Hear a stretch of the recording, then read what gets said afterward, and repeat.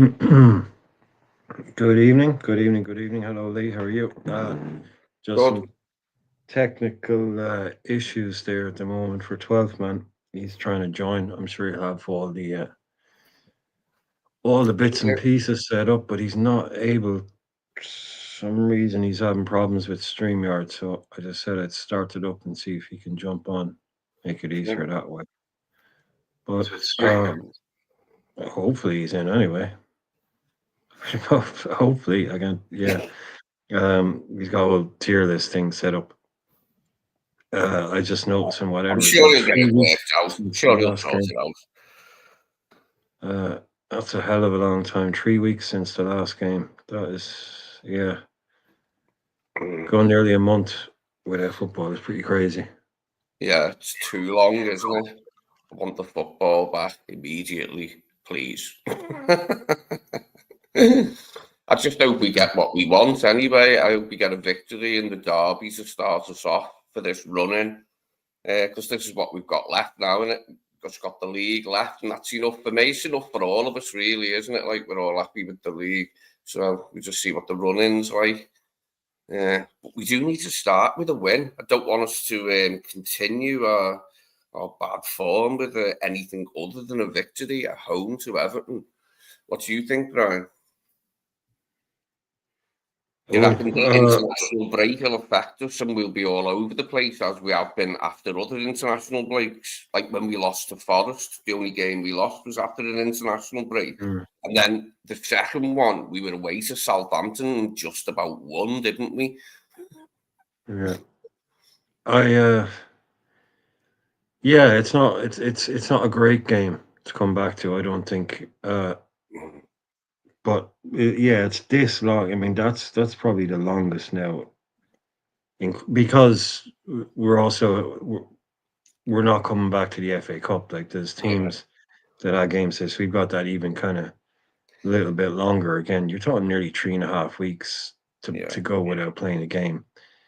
Hopefully, I haven't heard anything. Potentially injuries on guys coming back injured. I haven't heard anything like that. But yeah, we'll take them. You'd imagine it that could be a slow one, a slow burn game to get back everybody get back up to speed. Yeah, it is a very, very long time to go without playing. So Mm. I hope they're ready. And even Everton, they'd have a fair few away, wouldn't they? I mean, Yeah, they they've have a definitely got players away, and it yeah, disrupts them as well. It's sort of a leveler sometimes, the international break, and then you come back and see what you get. But maybe with it being the derby, it is a good thing because you've got to be up for the derby. uh, they will be, so I expect we will. It is good that we've got these few days, like we come back and the FA Cup's on, but he'll get them on the training ground, hopefully, won't he, and have a few sessions with them. We've got this extra till midweek, haven't we?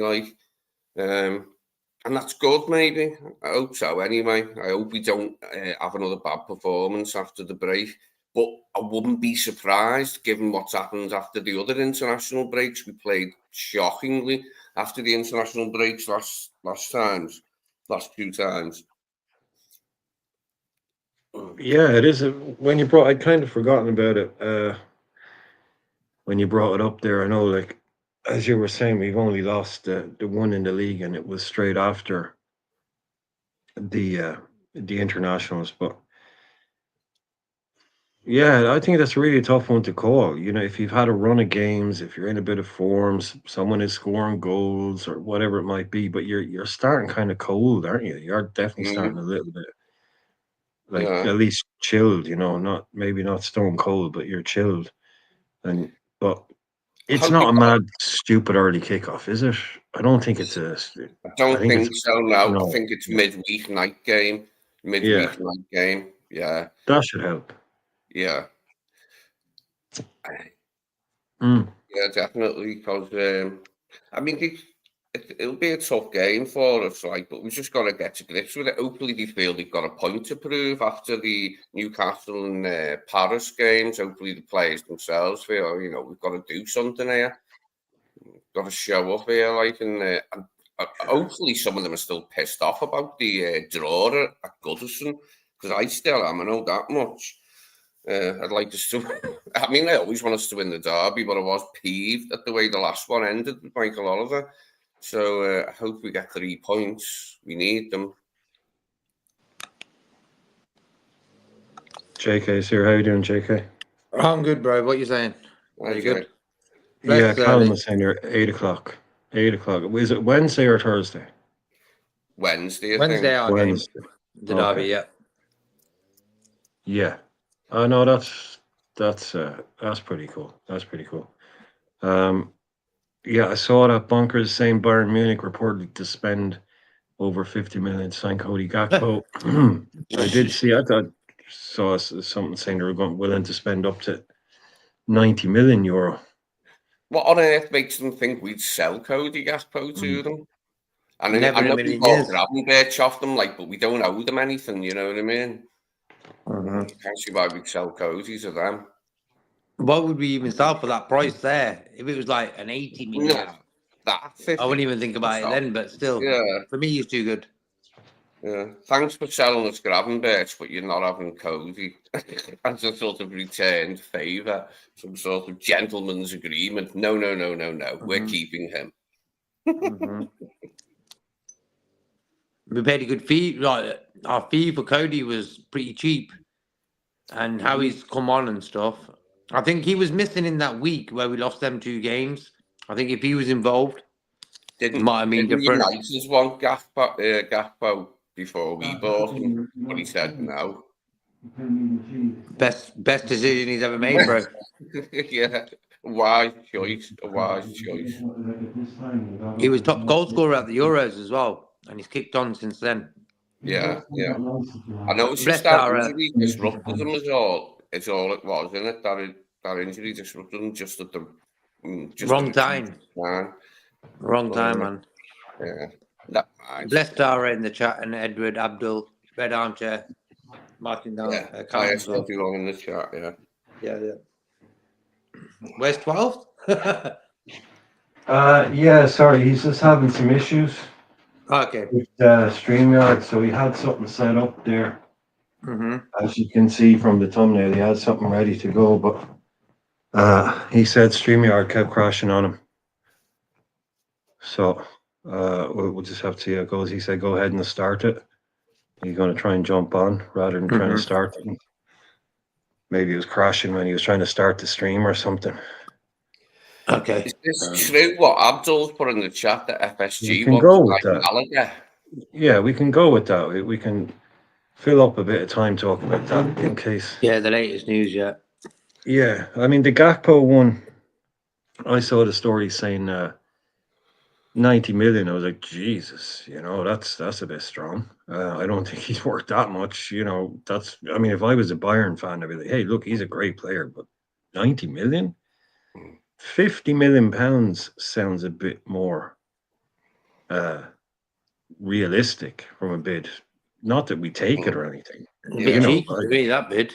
Yeah, I can't see even making a bid because I think they'd know that we wouldn't be having it. They wouldn't even bother making a bid, I don't think.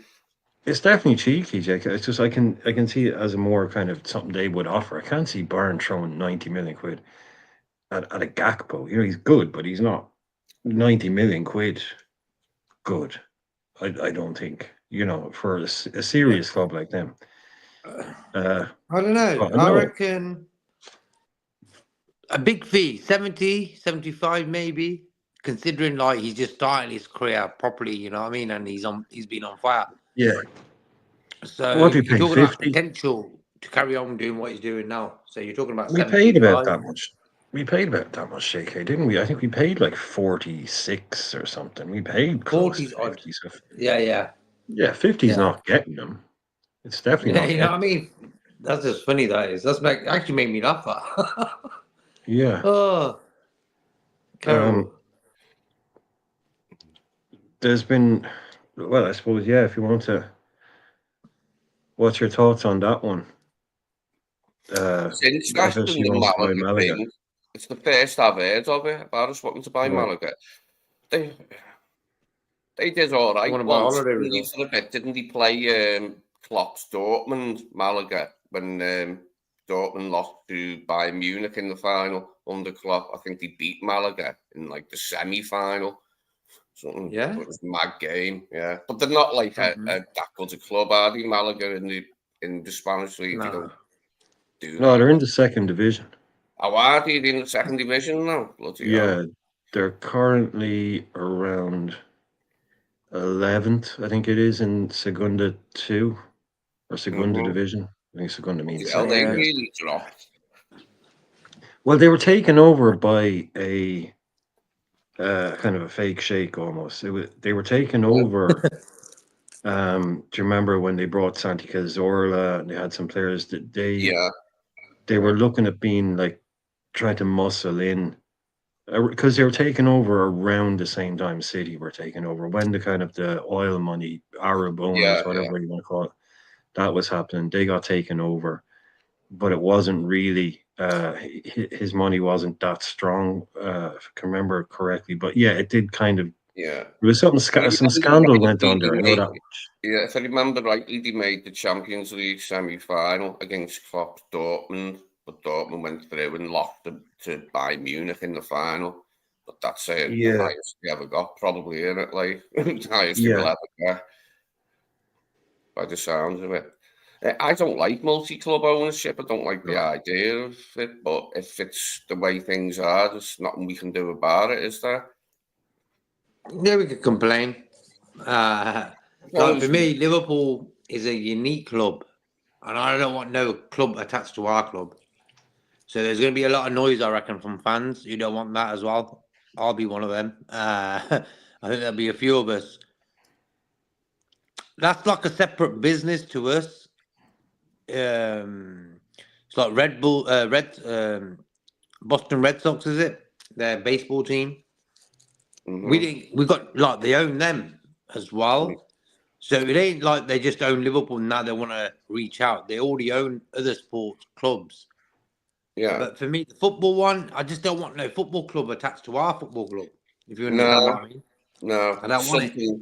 Something new, but something I don't really like the change here. I suppose it's just you don't like change as you get older and older, any type of change. But this is just, to me, don't get it. I can deal with them having a baseball team in Boston because, like, they're from Boston, but then they go and buy a club in the Spanish second division. It's like, but if they do, they do. Maybe, we can have that business where we send prospects there on loan and all that cash and get some from them. The thing is, they want to buy that, but they can't buy us a bloody DM since Fabinho's left. That's what makes me laugh.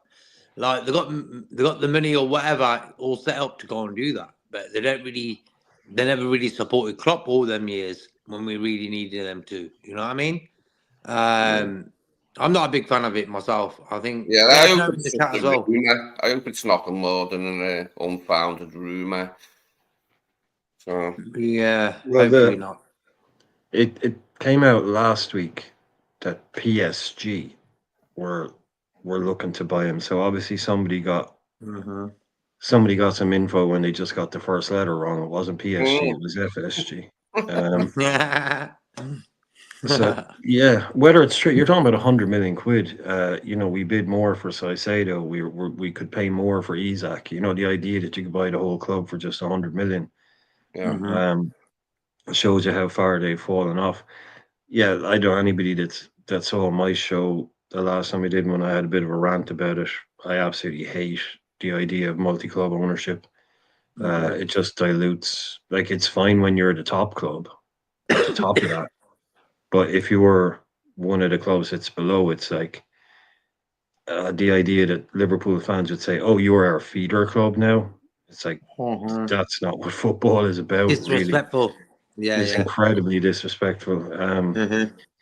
It goes against everything that I really kind of believe in. Be outside of football, I just leave clubs. And people say, "Oh, you're saving them from this. You're saving them from that." I mean, forget your white knight syndrome. You know, you're not saving them for anything. You're just trying to take something and use it for yourself. So, and they can't go out and buy a club that they can't own two clubs in the Champions League, right? Now, I know they've changed some of the shit around that recently. Okay, 12 minutes here. But, Bless you. obviously they're not going to try and put them into the Champions League, if you know what I mean. So obviously they'll be a kind of a lower thing. But, yeah, I'll let the man himself take over. He's here now. We can get on with the actual show. Is everything okay? I missed what you got. I just tuned Talking in. about I'm just chatting through the FSG potentially buying Malaga. We were talking. Oh, about. okay. Cody Gakpo going to Bayern, or Bayern may be bidding for just a bits and pieces. Okay.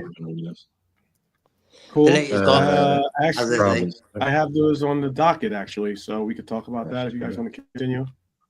Bless Rustica up as well. Bless you, cool, bro. Yeah, big up to the streets. Big up to the streets. Sorry about that. Say again. Go ahead. Hope you cool, bro. Everything good, yeah?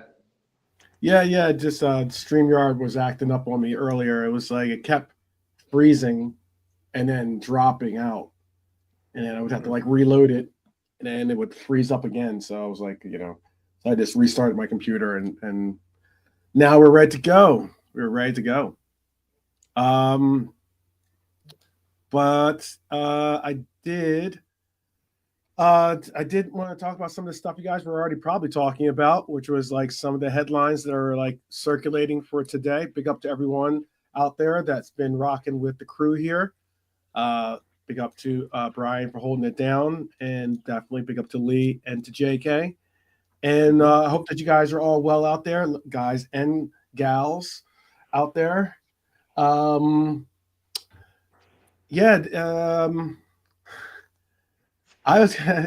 some stuff that a fun little part that's going to be connected to the thumbnail that we'll do later on. But the rumors are spreading; they certainly are. It doesn't help that a lot of people, somewhat, much like ourselves, we're not ITKs, or we're not in the know, so we're not behind the scenes with everyone. So it's not like we can speak with authority on a lot of these different things, but there are some rumors out there. This one was a funny one. There is a rumor out there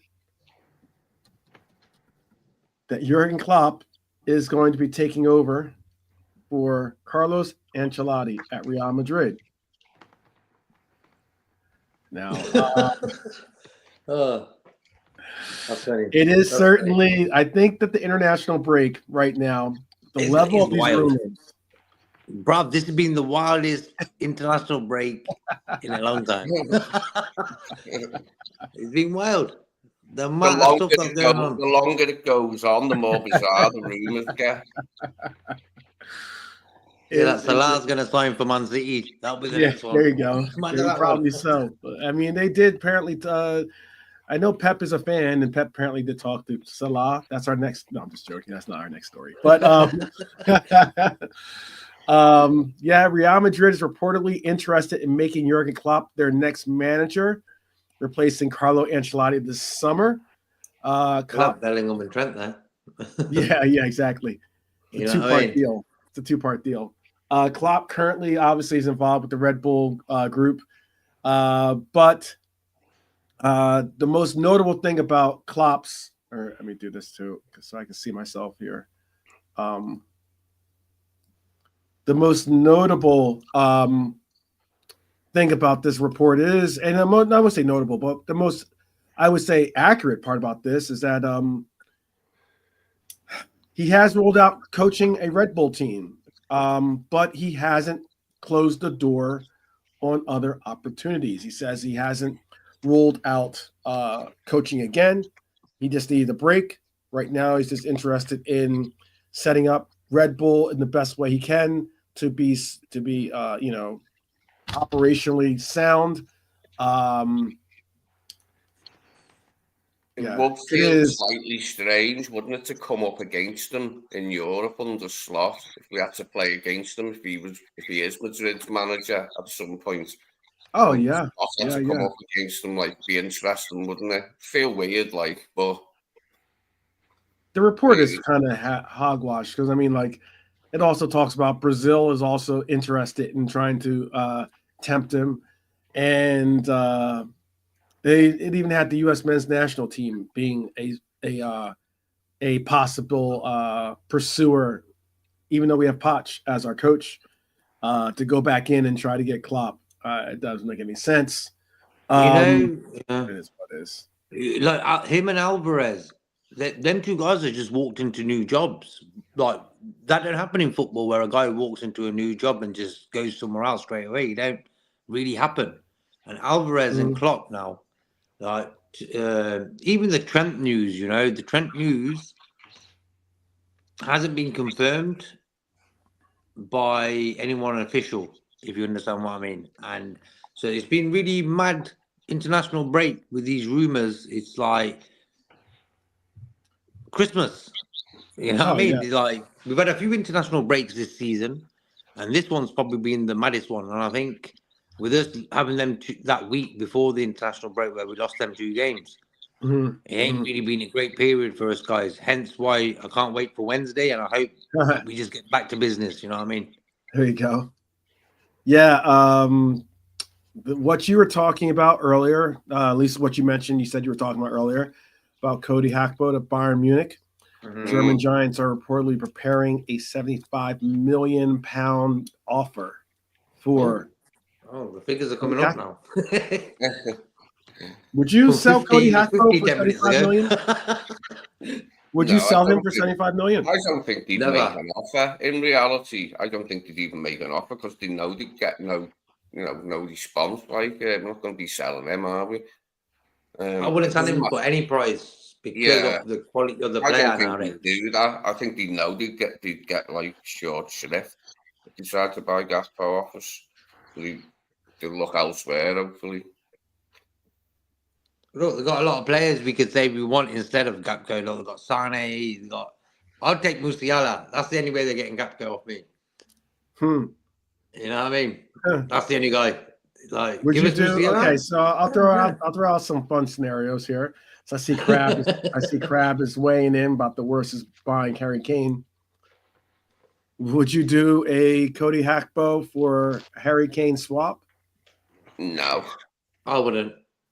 No, and Brian's quiet. This Harry Kane business needs to stop. There's your answer then. Just needs to stop. Okay. That's another name that's been flying around in this transfer international break.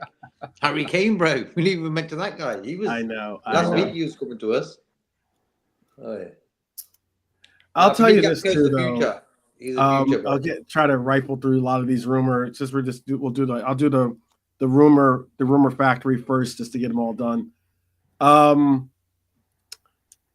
Darwin Nunez is reportedly picked up or been the target of interest, not only by the Saudis. We all know that the Saudis were interested in last winter break, but he didn't make the move. But now, Fenerbahce, right? Is that how you say it? Is reportedly keen on bringing in Nunez. However, why this is pretty much pathetic of a story as well, almost to the point where like I'll admit like I almost feel bad have brought it up, but the fee is for £30 million. Nah, man. Considering that's not even our base price of what we paid for him. Also considering Nunez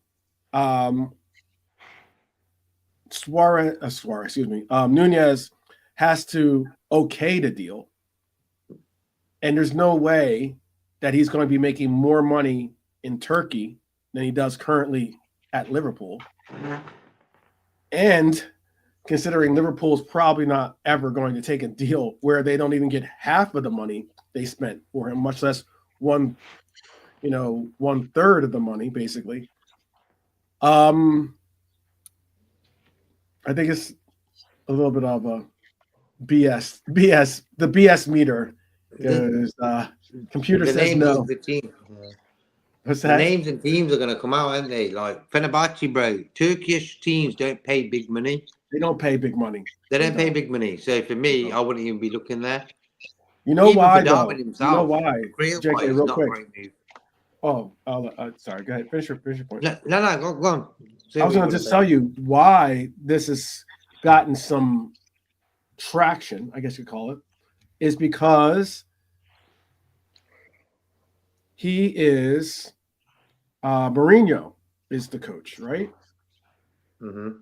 And Mourinho really likes Nunez a lot. Be an interesting one, wouldn't it? But probably not happening now because of the fee involved. Not a big fee, wouldn't we? Like if it was true what we got offered for him from Saudi, that's significantly less than that Saudi offer, isn't it? The reported Saudi offer. So I don't know. Anyway, we'll see what happens in the summer. There was something. A shout out to Rasta Crab was watching their episode.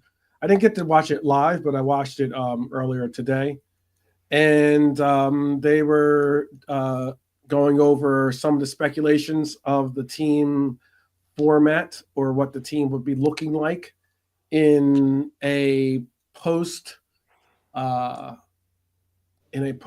world or post Trent Liverpool world. And there was a player that we had mentioned on this show a while back. His name is Franco Massantuono. Mm-hmm. Plays for River Plate. I do know a little bit about River Plate because my one of my best friends is from Argentina, and his dad is possibly one of the biggest River Plate fans. He's such a River Plate fan that if I said Boca Junior, he'd want to like slap me in my face or something. No cursing in my house. Yeah, exactly. No foul words in this house. He would say. So yeah, but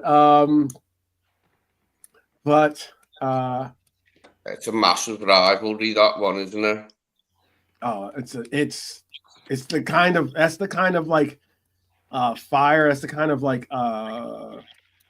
that's the kind of rivalry I like, actually. That's the kind of like that kind of like passion, because I mean it is serious. Mm-hmm. River Plate does not. Boca Juniors and River Plate are like salt and pepper. Like they just, they're just two sides. They're just two different sides that don't like each other. But the release clause is supposedly standing at 35.3 million. What was very interesting about this is that the player is an interesting player. Obviously, we spoke about him before. We went into kind of pretty much in depth about him. But he is, I believe, 18 years old now. Real Madrid, Barcelona were two of the other teams that were possibly going to try to pursue him. But the one unique thing about this wonder kid is that River Plate knew and know that he is a hot target. So they are and there is a buyout clause in it. It's that the buyout clause is pretty hefty. As I said, 35.3 million is a pretty decent number when it comes to South American talent in South America. But he must be a good player. It is. He is a good player, but what was notable about it is that Real Madrid and Barcelona both dropped out of pursuing this player. And what they stated it as being for is because of the somewhat, I guess you call it underhanded practices, they said, or something along those lines of River Plate, of kind of like saying, yeah, you're interested in our player, cool, how much do you want to spend for him? And then trying to continuously move the goalpost to try to milk as much money out of the process as possible. Right. So they didn't really like that, and they just said, you know what, forget it. Sometimes I wish we would just take a punt and buy players direct from South America because it's worked for other clubs. But we don't do it as often, do we? No, we don't. We don't. There is also some talk about Bournemouth again. How there will undoubtedly be some business between Liverpool and Bournemouth. Most notably, Bournemouth is reportedly preparing a £40 million bid for Brian's countryman, Mr. Kelleher. They're considering him as a long-term goalkeeping option. I think it's a great. I'm not just speaking on that because I think highly and regard highly Kelleher, but I will say this that it's a good move for Bournemouth. They're going to get They're going to be getting a lot of money, whether it's for Kirkez or whoever, like some of these other players that are being touted or being shopped, or at least looked at. But £40 million bid, if that's the correct number that we get for Kelleher, good business, Mr. Hughes. I would say very good business. How about you guys on the panel? What are you thinking? Good. I don't know what Queven's thoughts would be on joining Bournemouth specifically, like of all clubs, but be a good move for him probably if he continue to have Iraola as boss, but he probably won't for too long. Like he'll be moving on, so I don't know if it'd be the greatest move for Queven. Like because Bournemouth could dip then to where they are now. They're in a good place now, but that might not last, might it, if Iraola goes and they don't replace him with the right man. So it's an interesting one, but he's a good goalie, and so people are going to look at him. Okay. We just don't know what's in Slot's mind over the goalkeeping position long term, how he sees it, like what he's thinking. So we just have to wait, won't we, till the summer? See what happens. Yeah, Abdul's talking about how we paid 30 some odd million for Mamardashvili. That is true. Player that we soon possibly will find out what he can do in the Premier League. Possibly. There is another option year on his loan, so he could end up staying out on loan. But it is certainly interesting to see. I thought 40 million is right around the ballpark of where I thought if you even wanted to have a conversation about Kelleher, it should start. I think he's obviously one of the best goalkeepers in the league that just happens to be playing behind the best goalkeeper in the world. So he's won us the league as well. Big part of the Premier League title. Because he was like 3 months he played when Alisson was injured. So I think it's part of the success of this season. Like if we win the league, he's played a big part in it. Like, yep. And I think he's got better this season. I wasn't worried about him. You know what I mean? Yeah, he turned into a good goalie. Fair play to him. And I think he'll get a better contract as well when he goes to Bournemouth. That's the mad thing about it. He'll get more wages than he's getting at Liverpool. Yeah. I'm not really super worried about his struggles in Valencia, too, by the way, Abdul. As when it comes to Mamardashvili, I think what will happen is bring in Mamardashvili and allow for him to start training, start competing with the best of the best. And you might see something of an improvement on technique, on approach to your professionalism, approach to the game. And all those things could have some real positives in possibly the output of the goalkeeper. But I'll tell you one thing, though. There was a rumor out there that really disappointed me to hear and see. And it's a reason, it's another thing of why, like, there's going to be some difficult and some really, really tough announcements being made for a lot of us that have grown to, appreciate some of these players. But it is out there that Harvey Elliott could be on the move to either Brighton, Newcastle, or even Borussia Dortmund as an option for him to play. I think it is a travesty that this coach has not given Elliott more playing time. I get that he's been injured. I get that that has certainly impacted a lot of the pathways towards getting that playing time. But even so, when given the opportunity, 9 times out of 10, Elliott has stepped up and shown it was the right move to give him the playing time.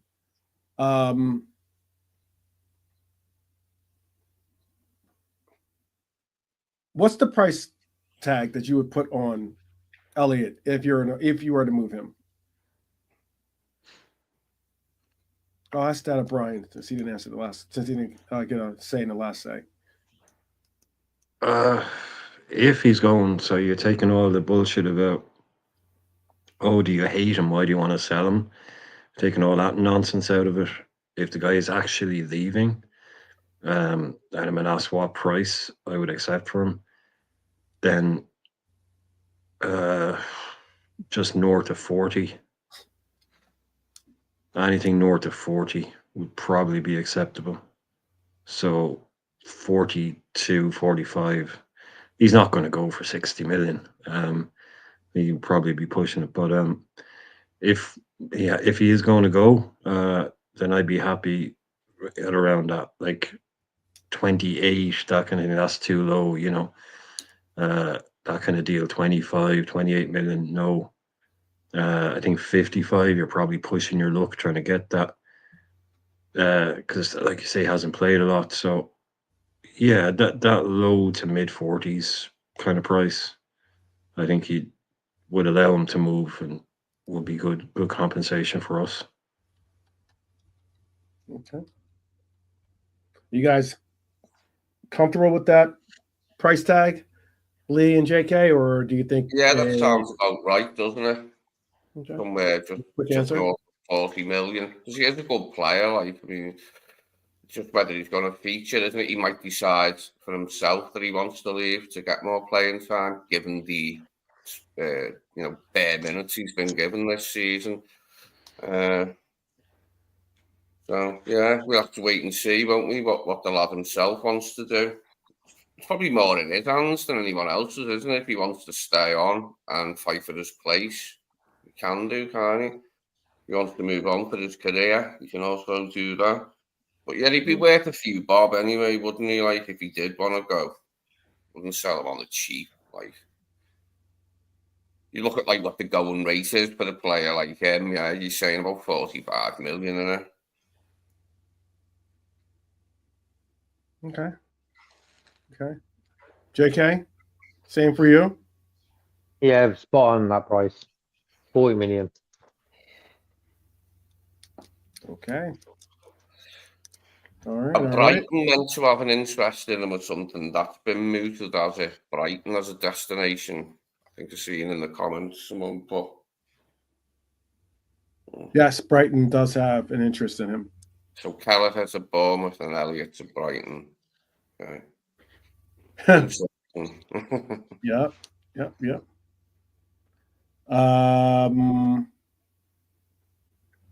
Let's see, Mbappe scored earlier. 50 million. I think 50 million wouldn't be too far out there. I don't think 50 million would be too far out. I don't know if I think 40 is the starting price, but definitely if you're going, it depends on what club you would want to be knocking on the door for Kelleher, whether that price goes up or something or along those lines. Oh, for Kelleher.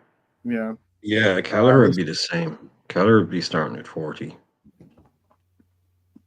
I'd imagine. yeah. A little bit more for Harvey, but never know. Those You clubs never don't know. spend big though. Like someone put in there earlier, I think it was Red Armchair. He said Brighton will just get another Harvey Elliott for 7 million. Yeah, I know. I saw that. That'd That be a was well much more Brighton way Yeah. of doing it. Like they don't. But I think people are just linking Harvey Elliott, young attacking midfielder. They're linking him with teams that would want him and also play good attacking football. It's very 2+2, that one for me. Whether one of those clubs would actually come in and put that kind of money down for him, I don't know. The Harvey Elliott I'm talking about. And you're in danger with Kelleher too of making him a bit too expensive. So, yeah, I wouldn't be surprised if we got lowballed for Kelleher. Someone offered us 25. I wouldn't be surprised if someone tried to do that. Whether they budge on it, whether they move on it. Yeah, you're probably right. But they'd have to move upwards of that. 25. No way, sell them for that. 25. That's a joke. But you're probably right that someone would go in about that level, like, and then try and negotiate or something. That's well too low, isn't it? Yeah, they'll come and say, "You've got Ali. You just bought this guy. You don't need him. Why are you trying to offer us? Why are you trying to charge us 50?" You know. You got him for nothing. Yeah. The Dortmund one to Elliot, I think that's very tenuous as well. It sounds like a That's very real deal. tenuous. Yeah. Sounds like a real potential deal. Dortmund does definitely love a young player that they can help develop into a talent that they can move on. I would certainly say if that deal goes down, then there would also be a healthy, buy-on clause or something like that involved in that. That I at least or sell-on clause that I would like to see. Because players tend to not stay at Dortmund when it comes to either getting picked from by their big brother Bayern Munich or even by other clubs out there. Well, you did speak on the FSG possible expansion of their portfolio, so I'm not really going to get into that. I did do a look at Giorgio Reed, the fine art player.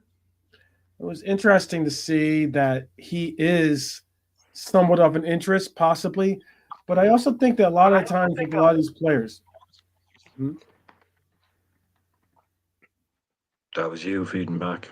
I was just feeding back.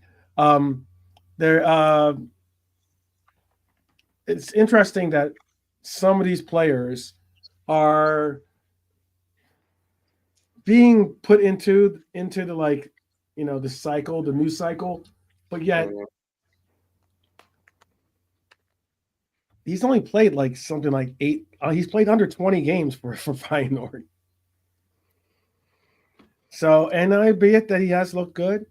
I will give credit because I know Norm is a good little bit of a scout out there. So, but he's played 1,400 minutes this season, had 6 assists, including a hat trick of assists recently. 83% pass completion is his rate. Could be. I don't know if this player would be, and not if, but certainly considering he would be familiar probably with Slot's system, but not necessarily be. I think he would probably be an understudy for Connor Bradley if he were to be the choice that we go for right back.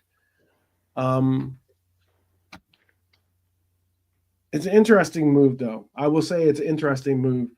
I'm going to do a little bit more of watching some film on him, or at least getting some of the scouting reports that are out there for him.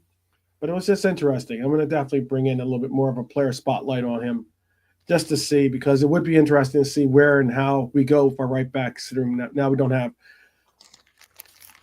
the most likely contributions of a Trent Alexander-Arnold on the right side.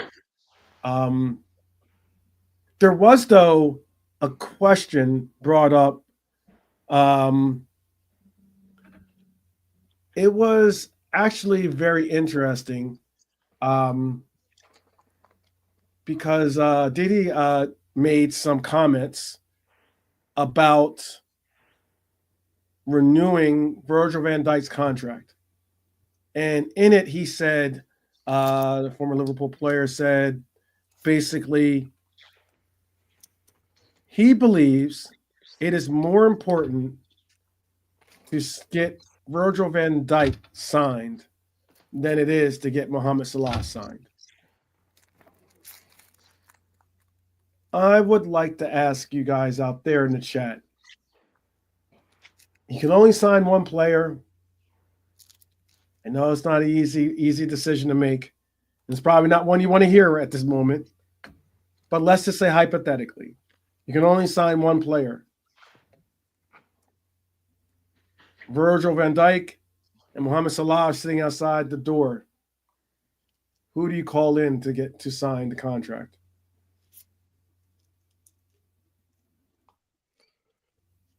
That was a quick I answer would- by Manchester supporter. Say Virgil, because we will always score goals with Liverpool. Yeah, he's I the am one we refuses. can't do without.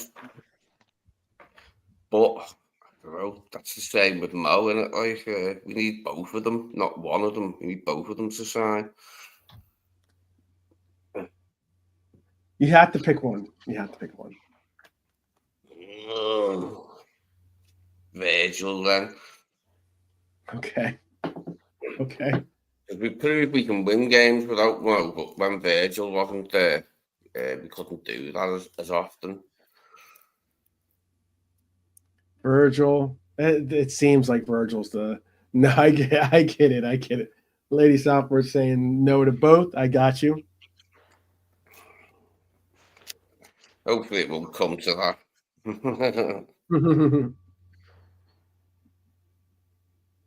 Virgil from Bernie. Virgil from Rasta. I saw.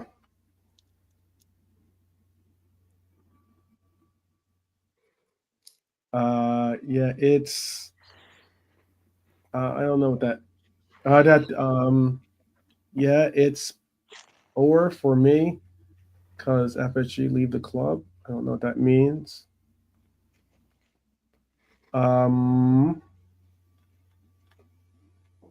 Which is it, Bri? Oh, I get it. He means or is it you can vote FSG out. I got you. But yeah, Brian, which is it? Who are you calling into the office? I'd go with the consensus on it. I suppose if you can only do the one, like I said last night, I think we're in the middle of a rebuild. Hopefully we're in the middle of a rebuild. Mm-hmm. And someone like Virgil would be incredibly important in the kind of the transition from Klopp to Slot eras. He's the foundations to build on, isn't he, Virgil? I suppose that. But no, there's no reason we can't do the both. But if it came down to it, yeah, I suppose. Wouldn't be happy about it, but VVD isn't someone you want to lose. Neither is Salah, but yeah, totally. Yeah. Tough one. It's a tough one. Tough decisions out there.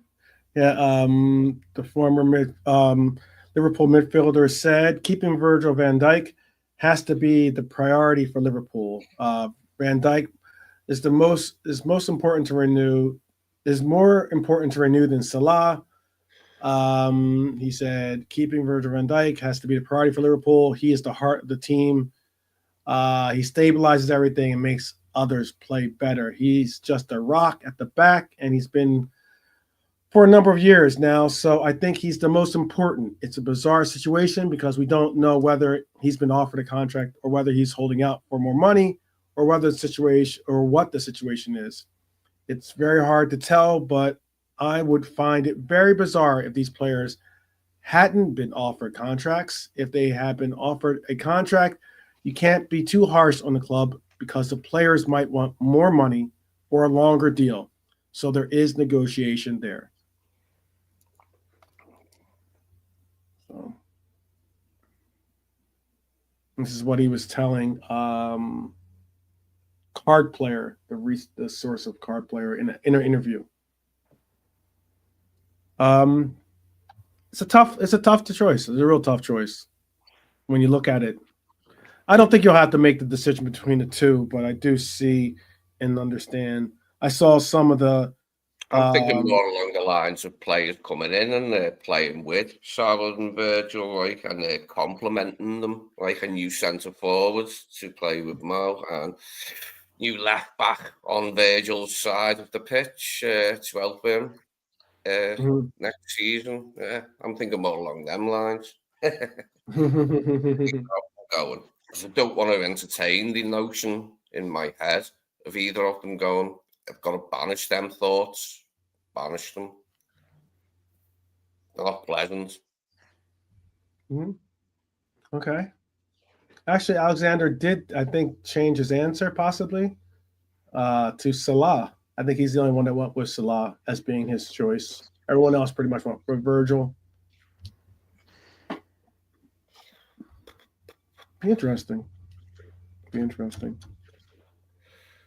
Would you be all right if they go if Virgil, if Salah was the choice and they hand Salah the cap, maybe they hand them the captain's armband at that moment.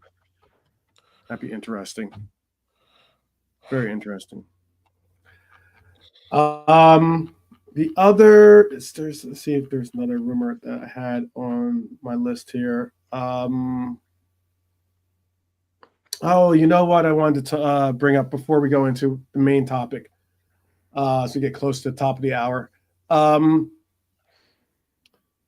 Julian Alvarez, the player Julian Alvarez has been a very, very interesting player in the headlines because he was a player that reportedly we were going to be or reportedly were interested in bringing in. We were very close to bringing in the player, honestly. Apparently, Manchester City, Alvarez was open to the move, and also apparently Manchester City were open to making the move. However, Manchester City were definitely getting a little bit greedy, and they wanted not only money, but they also wanted Luis Diaz to be a part of the deal as well. So the deal kind of fell apart after that was the case. But the links obviously haven't gone away. And one of the links out there has us possibly still pursuing this player. But when I saw the number that is being reported that Atletico Madrid is looking to get, I said, that's just not happening. So the number is more than the number that's being, I guess you could say more than the number that's being reported for Isak. I know that the number has been reported for Isak's about 120 million or something like that. I've heard numbers all the way up to 150, so that's why I'm a little hesitant to say completely more than. But the number that they're looking to get back in return reportedly is 100. Whoops, you know, little echo. 142 million pounds is what they want back in return. 142 million pounds. Nothing much.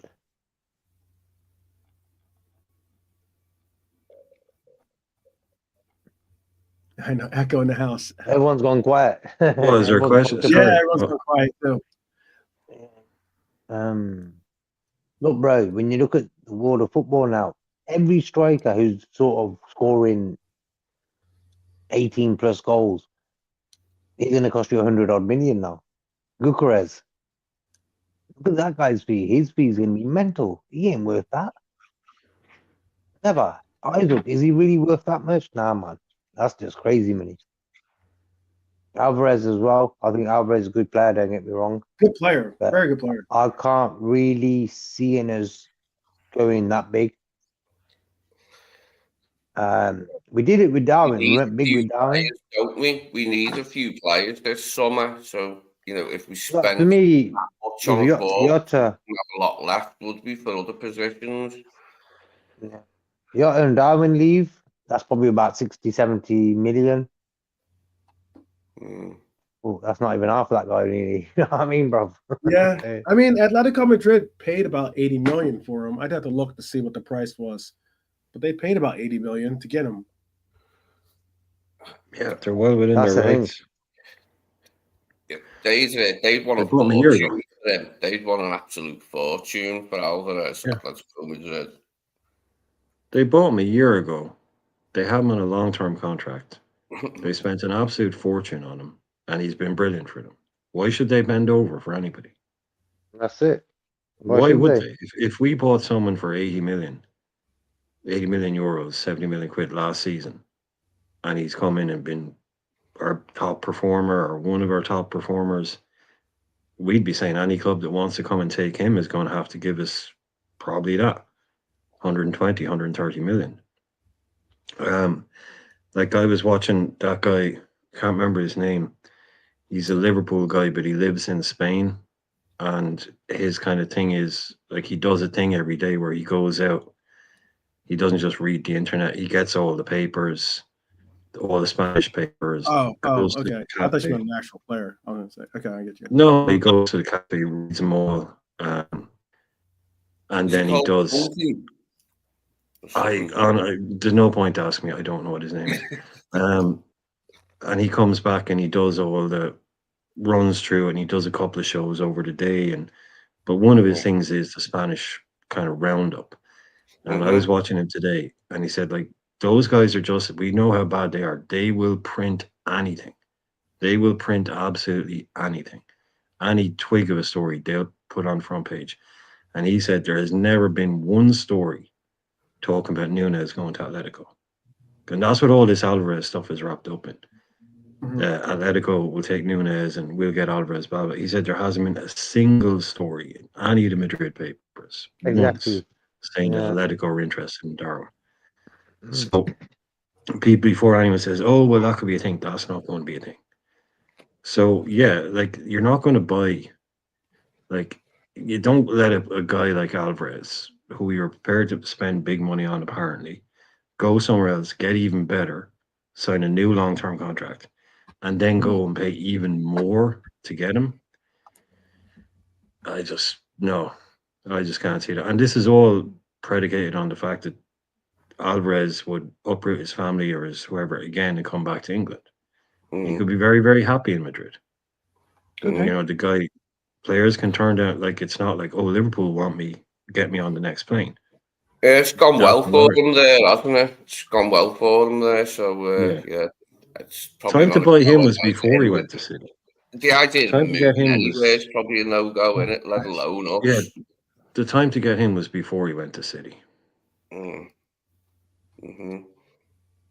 That's what we were saying before about you mentioned that South American player that's at River Plate, and why we don't take a punt on more South American players straight from South America, whereas other clubs do in the Premier League or have done. 142 million is a lot of money. No ways about it. It's a lot of money. But Yeah, I'd rather spend that on Isak. If we were going to spend that on a player, I'd rather spend it on Isak than Alvarez. But I don't think we're doing either deal. So yeah. It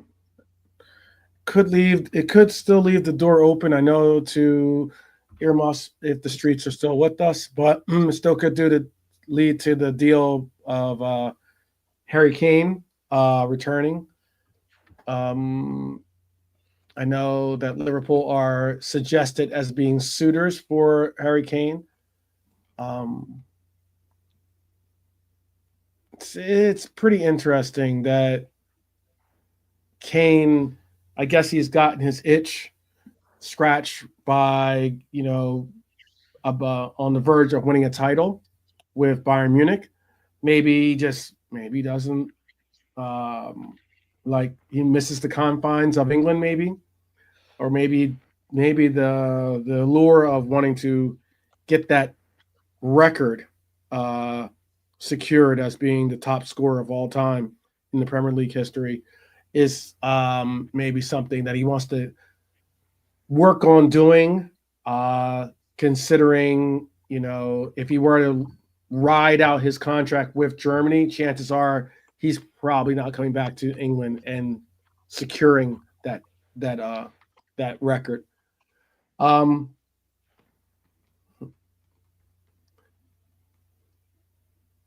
you think this is just speaking from outside our fence? Do you think that Arsenal should make a cheeky bid for Harry Kane? It'd be quite funny, wouldn't it, if that did happen, like, and Kane was willing to do it. Mm-hmm. Kane's speaking German, bro. Already he's having lessons. He ain't going nowhere, my opinion. You're going to stay at least 2 years. I'll tell you he came out and he actually made a quote. He'll want a shot at the Champions League with Munich. Like, he won't be leaving there. He'll want to see if he can win the Champions League with Munich in the next few seasons. Yeah, Man United should have bought Kane. Man United should have bought Kane when they were doing their little rebuilds they had over the years. They brought Kane in, they would have been sorted. They're going by that other lad. What's his name? Willian? He's not doing great. So for me, Manchester United? Yeah, man. He's not great. And Zerky as well. They just got Harry Kane in, man. They made a mistake there. Yeah. I think they were going for trying to pick something up that would. They already went with if it was just worried about getting a player that could score goals, they could have stayed with Ronaldo. I mean, he was scoring. If I was Harry Kane, I'd want to win the Champions League, so I'd stay at Bayern Munich and try it there. Mm-hmm. Try to win the Champions League, you mean there? Yeah, with Bayern Munich, that's a good shot for him at getting a Champions League medal. I mean, he's moved over there now, but he might want to come back. I don't know. Just saying, like, if I was him, if I was Harry Kane, because it's gone all right for him. He's been good in it, and they're going to win the league, whatever. So he's got a chance, I need to win the Champions League with Bayern Munich. Wish him well, like, he's all right. He's not a bad bloke, is he? Hope he gets some medals out of it, yeah. Okay. Big up Norm, by the way. Big up Norm in the house. What I would say is I don't want Bayern Munich to win it, though, like, anytime soon before we do. That'll move them ahead of us. Exactly. One Champions League or European Cup ahead of us. So, as much as I like Harry Kane, he can get to the final or something, but lose. Wow. No love. Vale. I think Port Vale won 1-0. Yeah, I think so, yeah. Say again? The game that Norman was at, I think Port Vale won 1-0. Okay. I'll tell you Who who is did their win Liverpool? today. Crystal Palace won today, 3-0. Forest won today on penalties, 4-3 in penalties.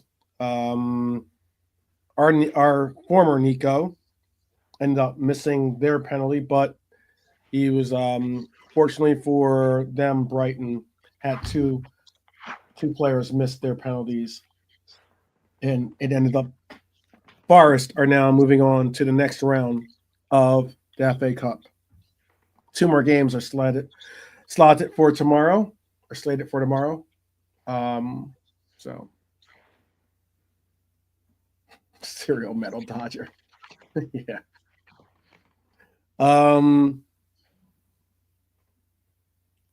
Do you think do you think Crystal Palace or Forest have a real shot at like winning the FA Cup? Yeah, definitely, yeah. Still in it, aren't they? Just through. Yeah. We've got to get through one more round to reach the final. Yeah, just think about that. Forest has really come along this year. I would think that if they are able to get an FA Cup, it would certainly help the tension towards the job. Neither of them have been in the final for the long time. Forest or Palace of the FA Cup. Long time. Decades, about 3 decades at least. Well, we're at the top of the hour, and I wanted to. There was a poll done. And there's no harm in bringing up other people's tiers that they've done, because I've seen people do it for the. Saeed did a tier, for instance, of all the big content creators out there. They did a tier listing, and I think that was like rated or spoken on by about pretty much everyone that was a part of the tier. But Redman did a tier, and Redman did a tier that was very interesting. That they did a tier on players that have somewhat been heartbreakers, I guess, or if not heartbreakers, at least certainly been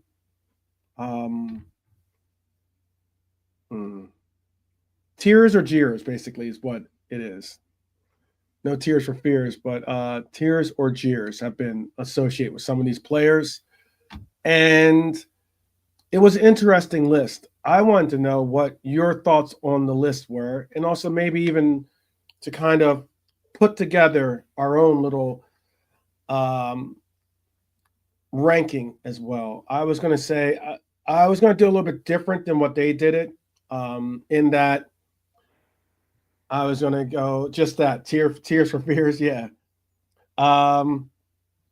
In that it was going to be tears would be the top ranking, and then jeers would be the last ranking, but where you would rank it from the most like the player that made you sad to see him go, the most, or player, and we'll even put in a coach. We put a coach in there too. They had a coach in their ranking, but have it where we're going to rank them from 1 to, I think there's 11 players, I think you want to say, but let me double check. There is 12 players and one coach, obviously. The shock of Kenny leaving us as manager, like the shock was mad at the time, like leaving us as manager. But all right, I'll put him in there too. How about that? Is that what you want me to do? Are you saying? Yeah. But Kenny leaving as manager in '91, and Sooners coming in. It was mad. It was a shock. Kenny leaving. Didn't go well under Sooners. It's the worst time to support Liverpool that period. Bloody horrible. All right.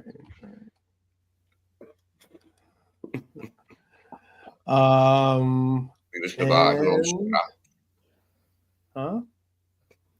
We were surviving on scraps then in the On 90s. scraps. Liverpool, the trophies, like, but that period's gone. Okay. All right. So I don't have these in any particular order, but I'm going to show you. I'm going to show you what they rated first, and I will see. Like to see your opinion as to what you thought their rate, how you viewed their ratings, basically. Let's see.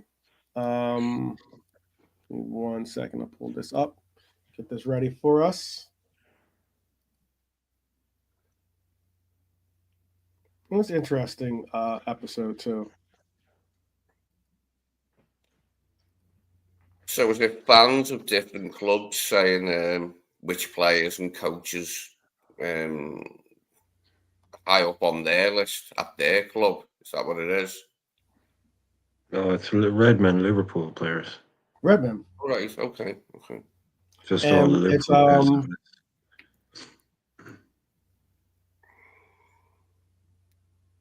okay.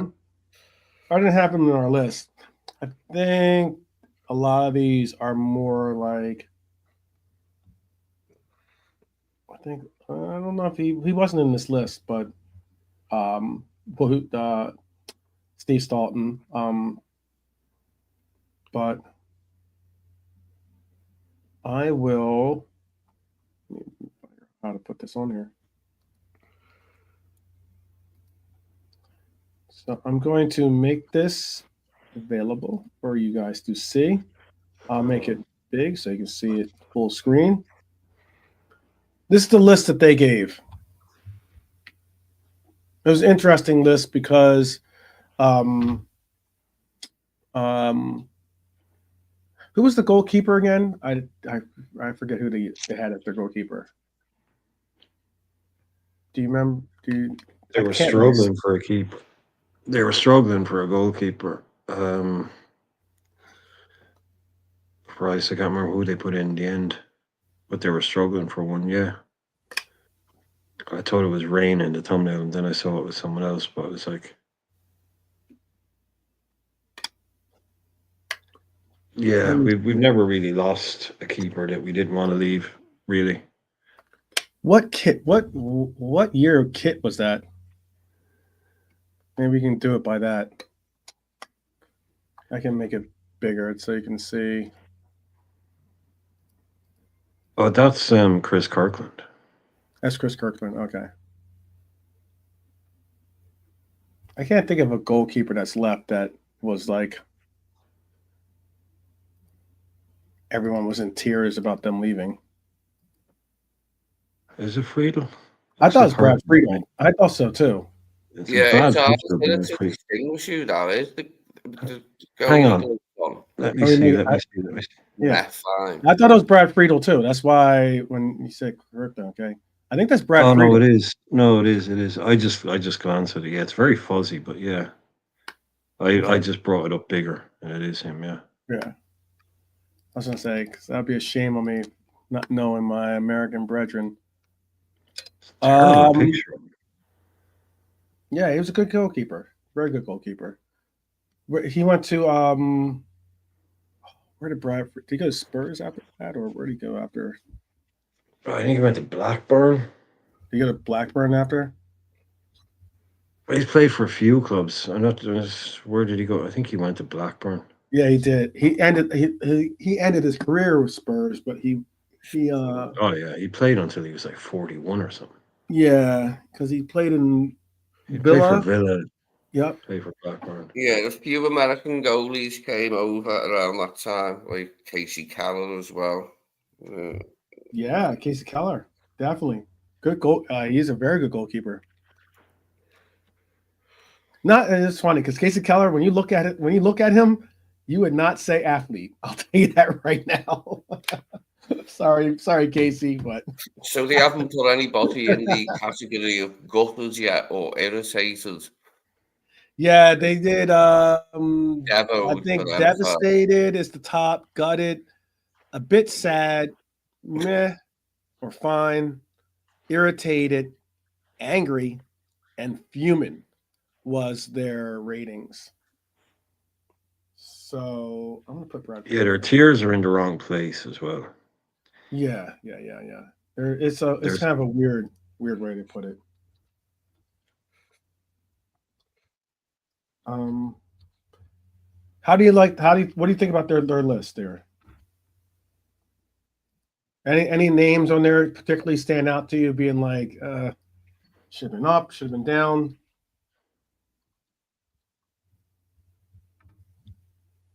well, just so people know, in their devoed, as in devastated, they have Fowler, Firmino, Gerrard, Suarez, and Klopp.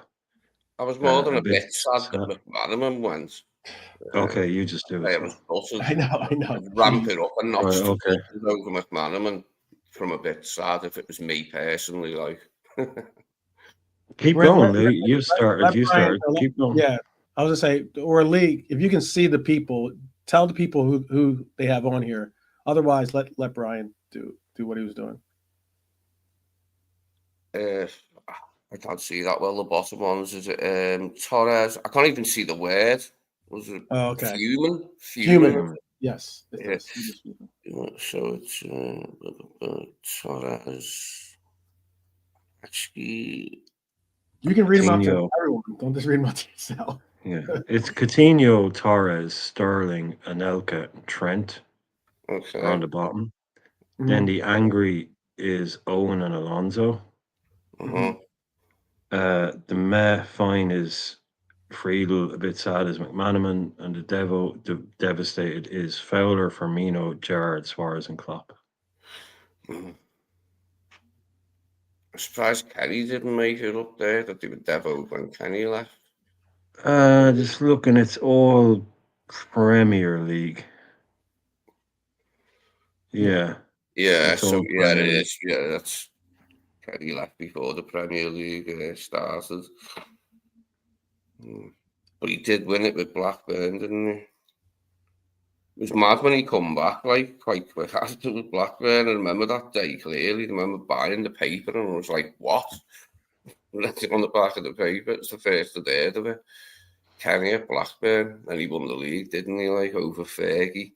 That was a good laugh. It was a good laugh that he came to Anfield as well and got beat, but still won it. Yeah.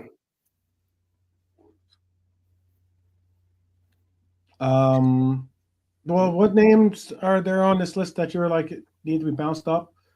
Tell us in the chat too who you would have, if you think that they got it right.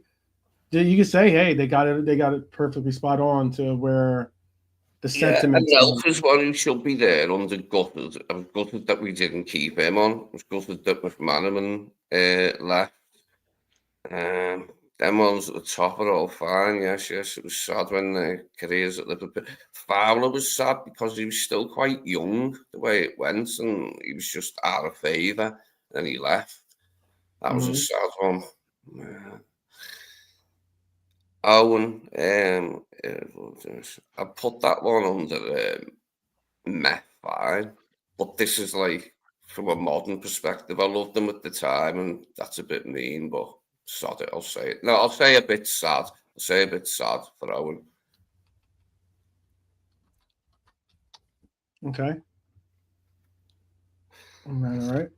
Well, I would say let us do our own rating then.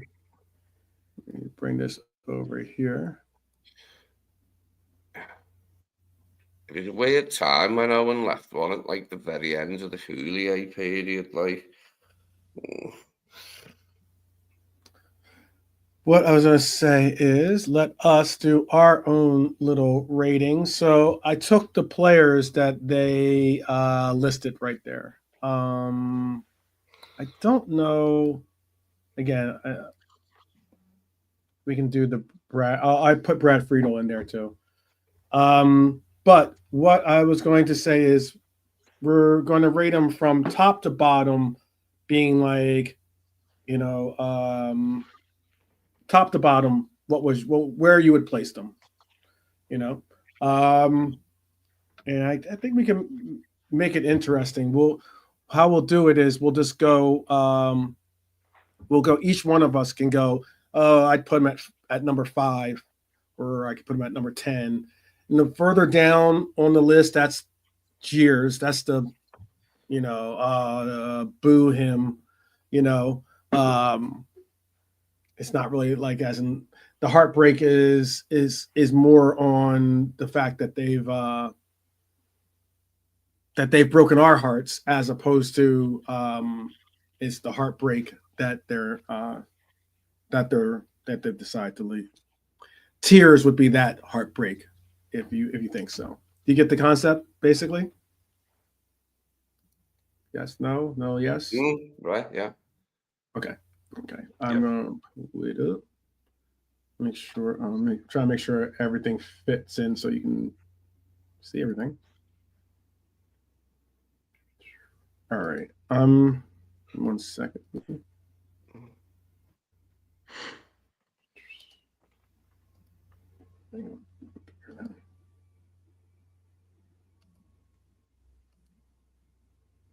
All right, here is the list then.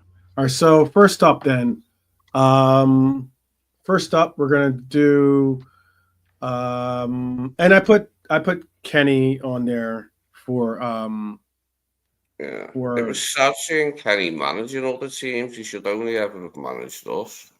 But, okay. Things happened, didn't they? Like, Things go on happen. top Things of the happen. map, but, Players yeah. come and go. Exactly, Norm. Players I do was come and supporting him like when he was managing other teams, you know what I mean? go. Apart from when he was up against us, like. All right, so first up is and there are 15 names on this list, just so you know. I can bring up the list as we go through it. Actually, it might be easier to do it that way, so you can actually physically see them. All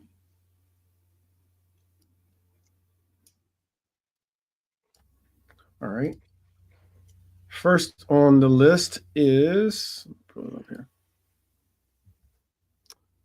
First on the list.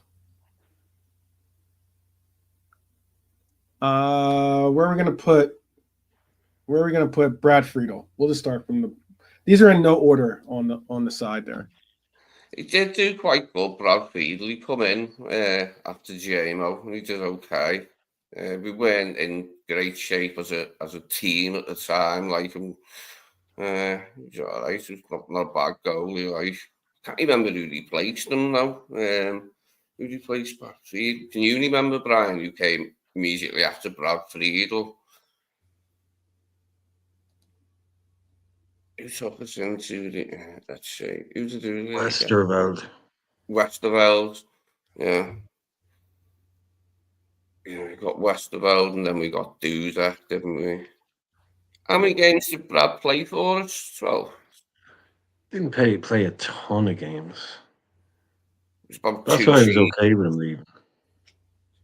I can remember him being in goal at Old Trafford for us. Like, I can remember that I much. think he's on the list probably because also he left on a free. Yeah, I think he was better for other teams than he was for us. And he played his best football at Blackburn. I think he was almost, I think at Blackburn he was probably at his best. Mm-hmm. He never felt like our number one to me. Mm-hmm.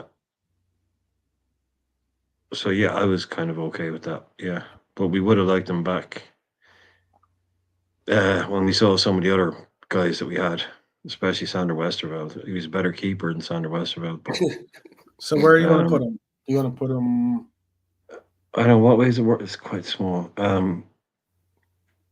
So what's? I'll make it bigger. Hold on, let me bring it Three. down. I'll make it bigger for myself. I'll make the lettering bigger. Give me 1 second. I'd put him in like the lowest, whatever the lowest version of pissed off is. I'd put him in that one. He's in the kind of meh. Okay, fine. The meh.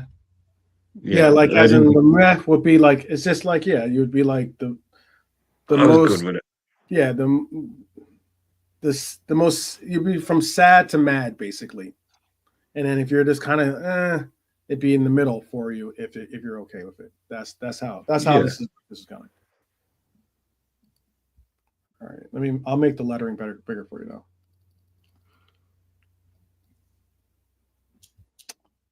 Yeah, I put him in the middle of it Middle. because I don't think he ever showed his best for us, only in patches. But he was one of the best in the league for Blackburn, definitely. Yeah, he was actually. He really was good. Sometimes you just need to move, you know. Okay, so we're gonna put him in the middle. All right. Oops. Put him at like 8 or 9. I guess we can maybe move him around a little bit. All right, put him in the middle. So, all right, next up would be Raheem Sterling.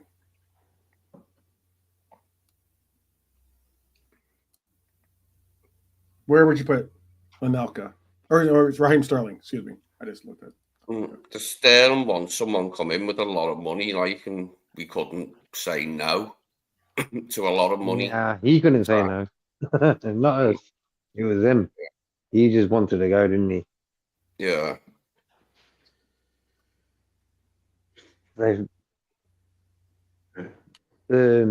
How you doing the scale? 12. So again, it's sad to mad. Basically, I can make it that way too. Sad to mad. Yeah. Okay.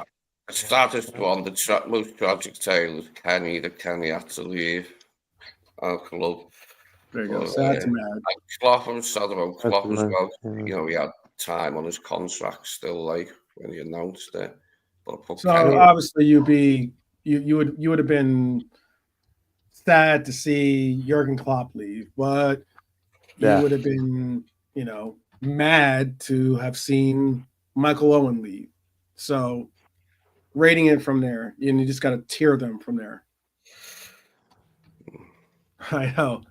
It's going to be interesting what happens because I know Norm's got Kenny as number 1. He just put his vote in there. Some of us might have Jürgen Klopp as being number 1. Like for me, Sterling, bro, we'll take Sterling. I think it was more Sterling of is a mad. next. I would say mad because for me, I wasn't really sad because for me, I knew he wanted to go big time. He wanted to go to a bigger club than us, and he thought that was City.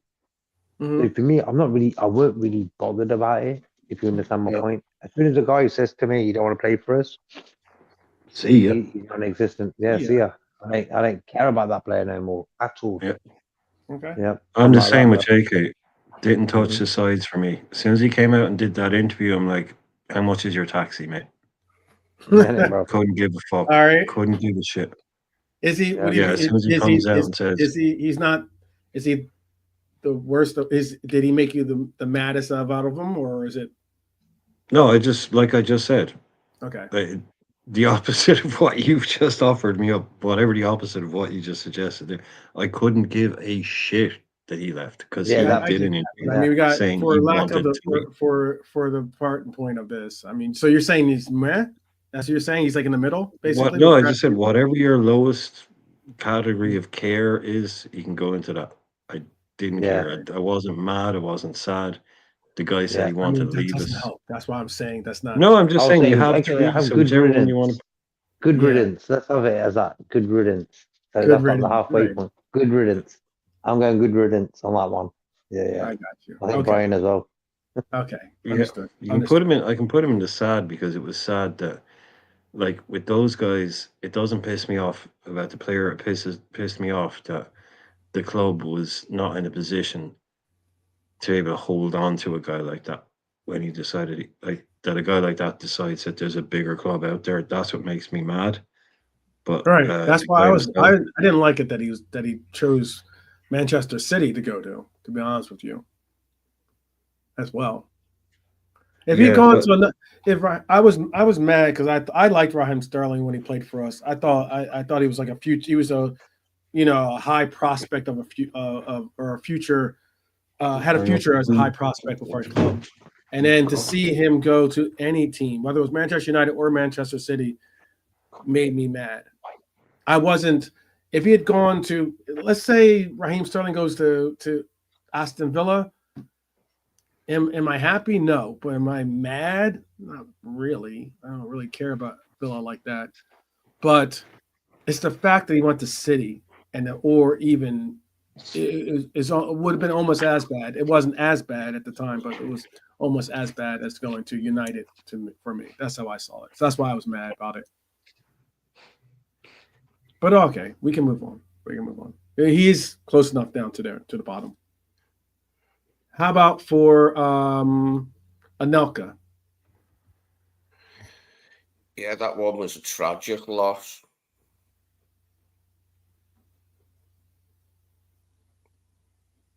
Yeah, okay. He's on the sad portion. Where's sad? For the player, yeah. There was no need for him to leave, mate. We should have kept him. No need at all. Well, he was never ours. He was on loan. Yeah. Well, we could have bought him, couldn't we? Like, Yeah. And what did we do instead, Lee? bought our largest youth, didn't we? Yeah. Exactly. That's all you need to know about that one. Yeah. That's all you need to know about that one. So yeah, I'd be with Lee on that one. All right. Very- how about for Torres?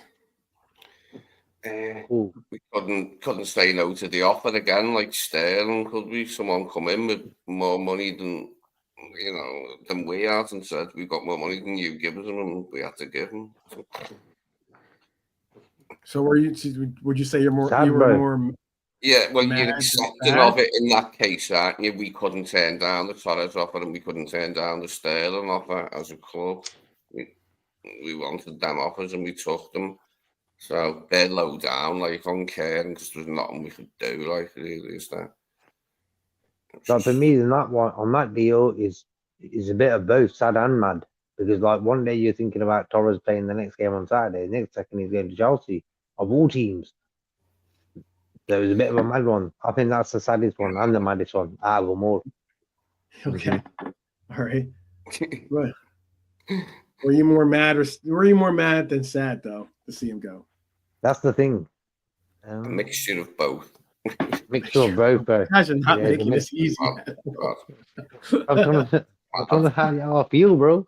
I know. Nah, it There are a was lot sad of and people that mad. were mad about Torres leaving. I know there are a lot of people Yeah, that were man. mad. I understand. I mean, like I said, I wasn't necessarily mad. I was sad because he's one of my favorite players. But Mate, he seen Roy Hodgson and he went, I'm off. Didn't he? When he seen Roy Hodgson come in, he thought, I'm off from here. maybe.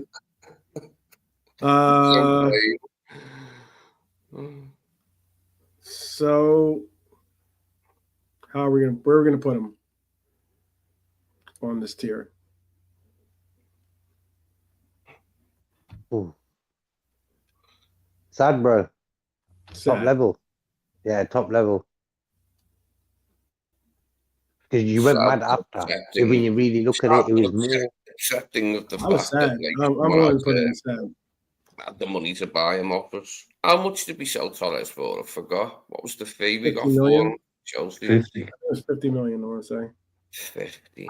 That was big money then, though. It was like at the time it was like a record. I think it was at the time it was like a record signing for Chelsea. Yeah. It was a record English fee. Mhm. It's record fee between English clubs. Mm. Wasn't a transfer record, but it was a British transfer record.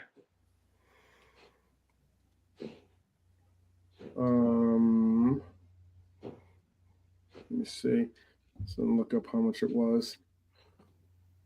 Yeah, it was 50. It was 50, right? Yeah, it was 50 million. That's a well-known, straight up bang 50 million on the nose. Broke the record. Yeah. But yeah, I was incredibly mad and angry about that at the time. 51.3 million. Okay. Yeah. I'm just saying, I'm just reading what it says on there. I thought it was 50 million too.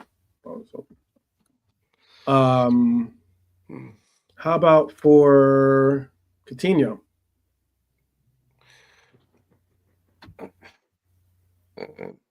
Dad, yeah, because he was brilliant for us.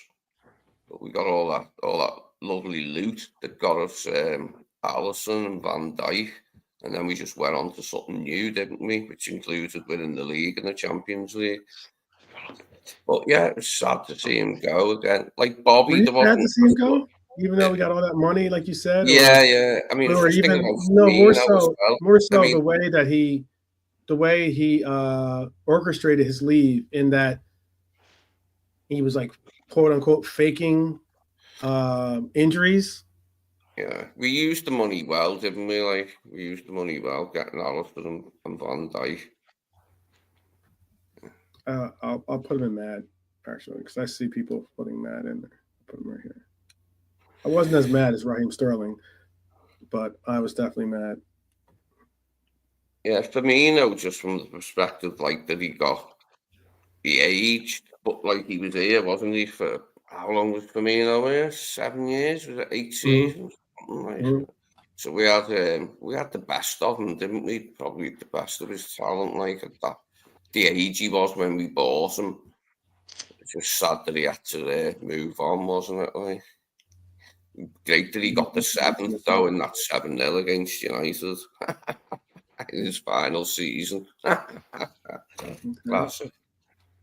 Good finish as well. How about for Alonso?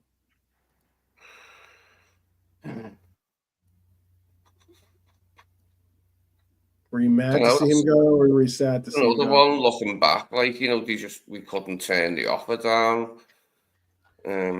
Thankfully, that doesn't happen to us that much these days, but it was happening to us at other periods in our history where clubs were taking our best players and we couldn't stop them.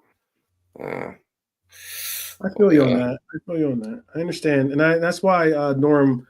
I understand. Like, that's what I was saying too. Like, I was mad that Coutinho was faking injuries, and I was mad that he didn't want to be a part of the project that had gotten so close to winning a title.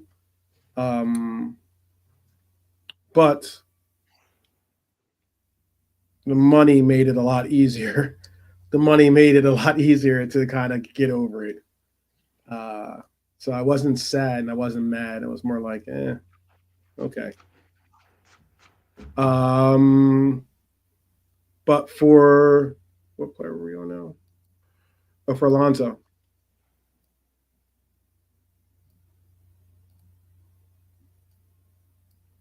Mad, sad. Was it 35 million we got for Alonso? Something like that, wasn't it? I think we got for Xabi. About 35 million, I think.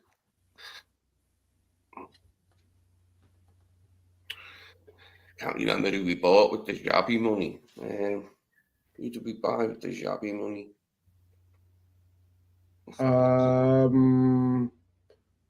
We got 30.5 million. 30.5 million. Mm-hmm. Yeah, it was sad to see Alonso go. Like, he's a brilliant player. Him and together with Mascherano and a few other players, yeah. He had to move on, and then Mascherano moved on to Barca. Yeah. Both I think I'm going to go with sad, actually, because I think that I don't know if Anelka was sad. I think I would probably put it like this.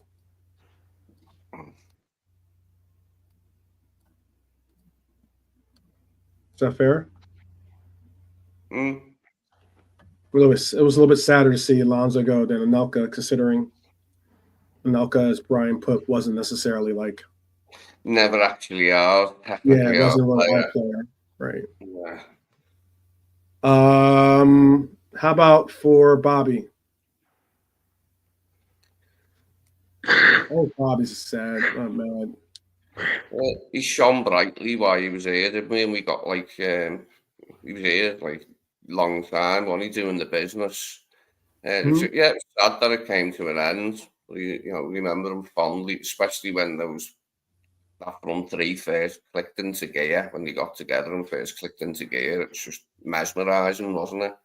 Brilliant. Would you say that you're more sad to see Bobby go than the players that are currently ranked?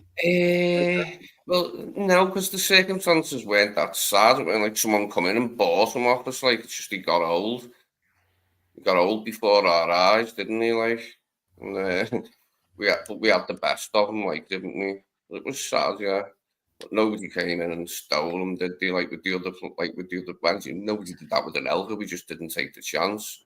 But all the other players, bar Friedel, were offers we couldn't refuse. They made me an offer I couldn't refuse. Okay. Were you guys sadder to see Bobby leave than the flavors we have there, or do you think that's fair?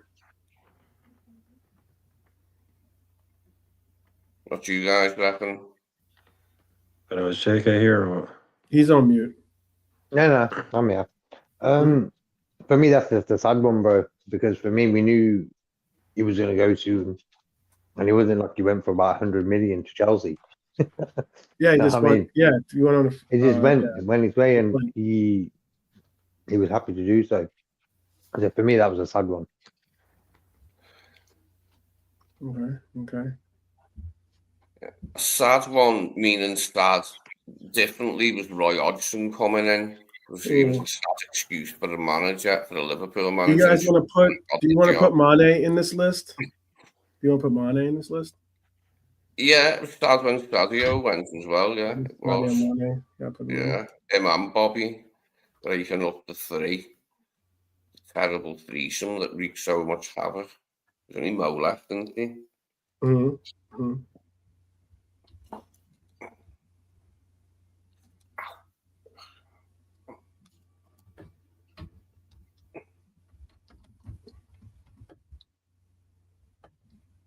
Okay. Well then let's just do Mane then.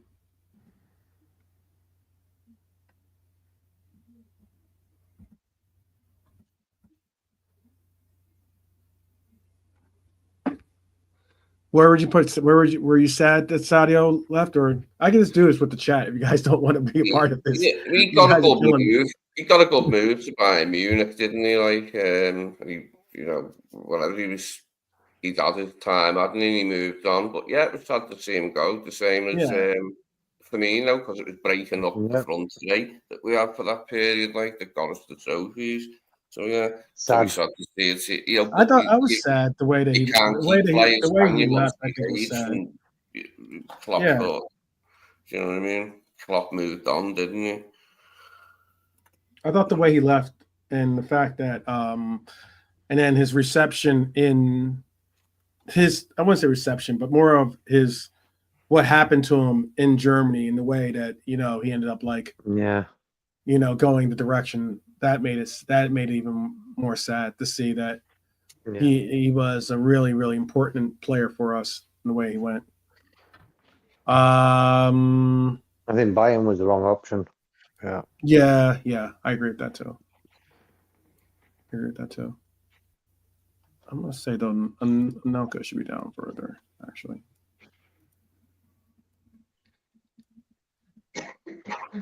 It's all with the benefits of hindsight, isn't it? That's why Michael Owen playing for Man United, you know what I mean? Oh my goodness. How many people? Abdul's just throwing in mad names. I guess you could put Ginny in this list too. Jeez. Yeah, good. That's Abdul. Because he was a player that wanted to get a deal, but then he ended up like that Genie was allowed to leave. Because he was ever present, wasn't his fitness record was like exemplary. He never missed a match hardly ever. Yeah, that's very true. That's very true. That's very true. Yeah. And it's pretty wild because now he's playing his football at Al Edifak.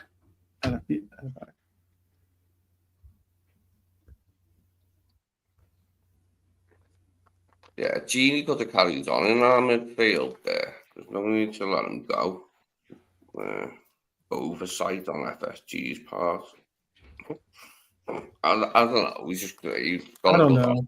He got a good offer. He might have been able to.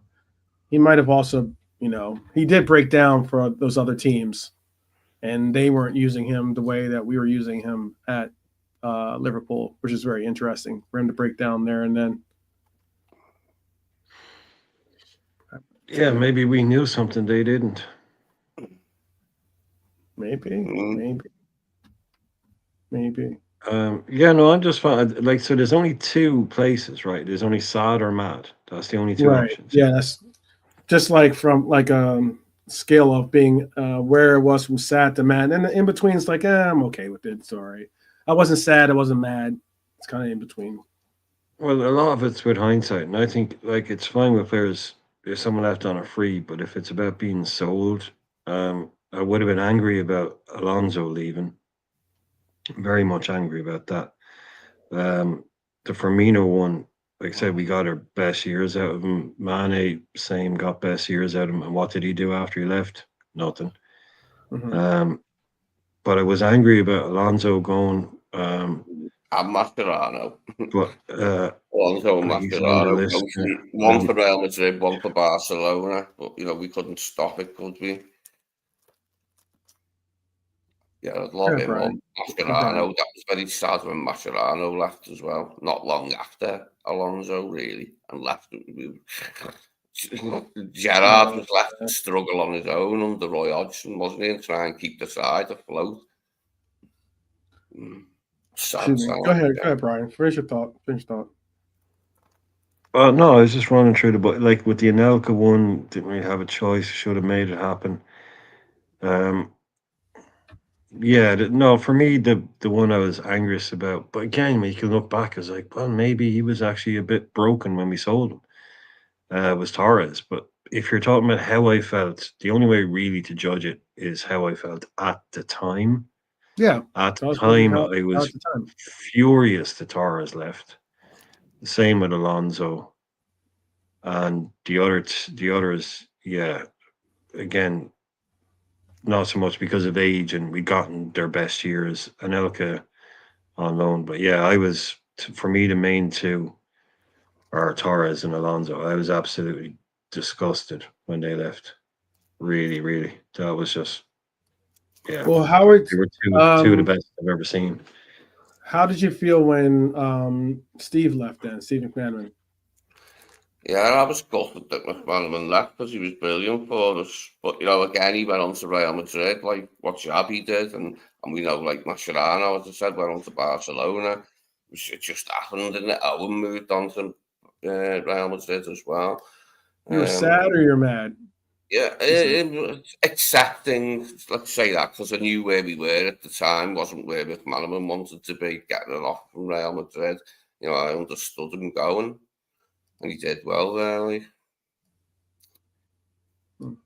Interesting. Are you guys the same way? You're just mad? Pops is mad. About who? About Steve McManaman.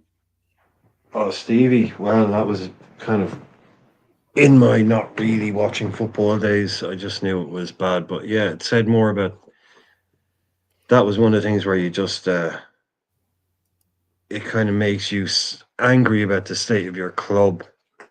Like, I always really do it that way. To me, like, unless it's a player that comes out and goes, I hate this bloody city and I want to leave, which has never happened. But to me, it's always just, it made me sad that players felt that they had to leave Liverpool to win things. That always crushed me. That the idea, that's what hit home to me, was like, especially when Sterling came out and basically did an interview saying, I want to win trophies, and to win trophies, I need to leave Liverpool. That to me is about as sad as it gets. That really hits home with me when they say, Liverpool isn't somewhere you can win trophies. Like, that needs to never be a conversation. I may not win all the trophies, or I may not win everything, but the idea that you had to leave Liverpool just to win, that made me genuinely sad. Yeah, it hurts when you hear that. But I also thought he was a little dickhead for doing it in a big BBC interview. Going live on the BBC with his agent and doing all that. That really annoyed me. Mhm. But yeah, it's like it's a drain. It's because then when one leaves, Then what it doesn't? becomes, And Gerard did say, dominoes. It can domino effect. yeah, Oh well, if this guy's leaving, well, exactly. It's I like we were might as talking well about find last night. myself a spot to land as well. Yeah, it's like we were talking about last night. When you sign a player, like a top player, other players take notice and they go, "Oh, he's going there." Right. So other players go, "Wow, that's a place that's attracting the big names." So it works the opposite way. When people are leaving your club, other players will look around and go, "Oh, what's going on there?" Not that they wouldn't know, but it's like it works both ways. And Pops is right. He was a kid at the time, but still, he should have better advice. I think it was Who's that? 80, what was his name? 80 something, 80 Ward or something. His agent got a lot of Oh, that was his stick at the agent. time. I think it was 80 Ward was his name. Yeah. How did you the feel guy did about the interview with him. I'll ask you guys this then, and Pops and Norm and anyone and everyone in the chat can weigh in on this. How did you feel about Suarez and his exit from the club? Actually, It was sad, yeah. But again, it was a big offer. The club couldn't refuse it. He wanted to go to Barcelona.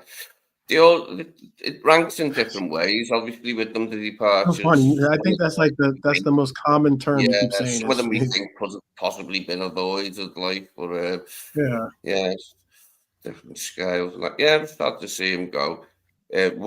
What came after it was pretty crap. Like, we went rubbish for a bit, didn't we? Until Klopp came in. It weren't good. To lose him.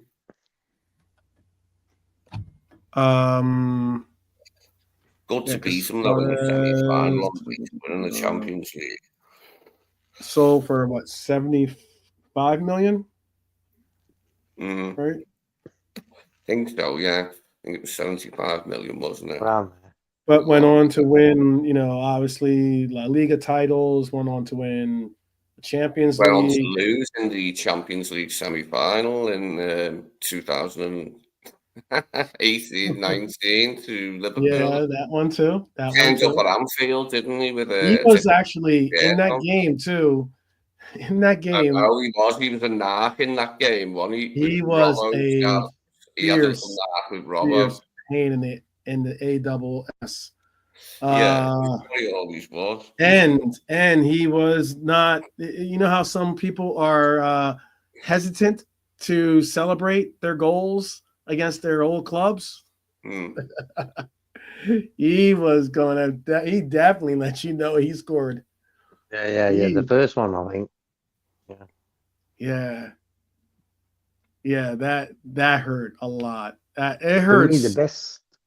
Seeing your former players play player. against you, but see him score against you hurts even more. But he became the best player in the world as well. He had a phase. He was just the best in the world, bro. And he's the best player I've seen with my own two eyes at Anfield. What a player. Like, better than Torres. Yeah, for me. Just an all-round. If we had Suarez, the Suarez we had like before we went to Barca this season, we will probably win it all. Put him here. I'll put him there. Yeah, the Michael Owen one belongs. Definitely not sad to see it. Somewhat sad to see him leave, but not. You weren't mad because you knew that he was always going. That was always going to be where he was going to go. That's the thing. Wanted to go. The Michael Owen one has an A and a B to it. It's A, how did you feel when he left for Real Madrid? B, how did you feel when he came back from Man United? Yeah. Suarez was an absolute beast in that game. Did you begrudge Michael Owen signing for Man United? I'm not sure how much it did. It sounded all right. He wants to come back and win something like before his career is over. How about Robbie Fowler? That was sad. Sad to see Robbie go, yeah. And then he had injuries after it, like, and just fizzled out. Good to see him come back, though, and be part of our run to the 6-7 final in Athens. It was good that Rafa brought him back for that little period, wasn't it? He did his best, scored a few goals, didn't he?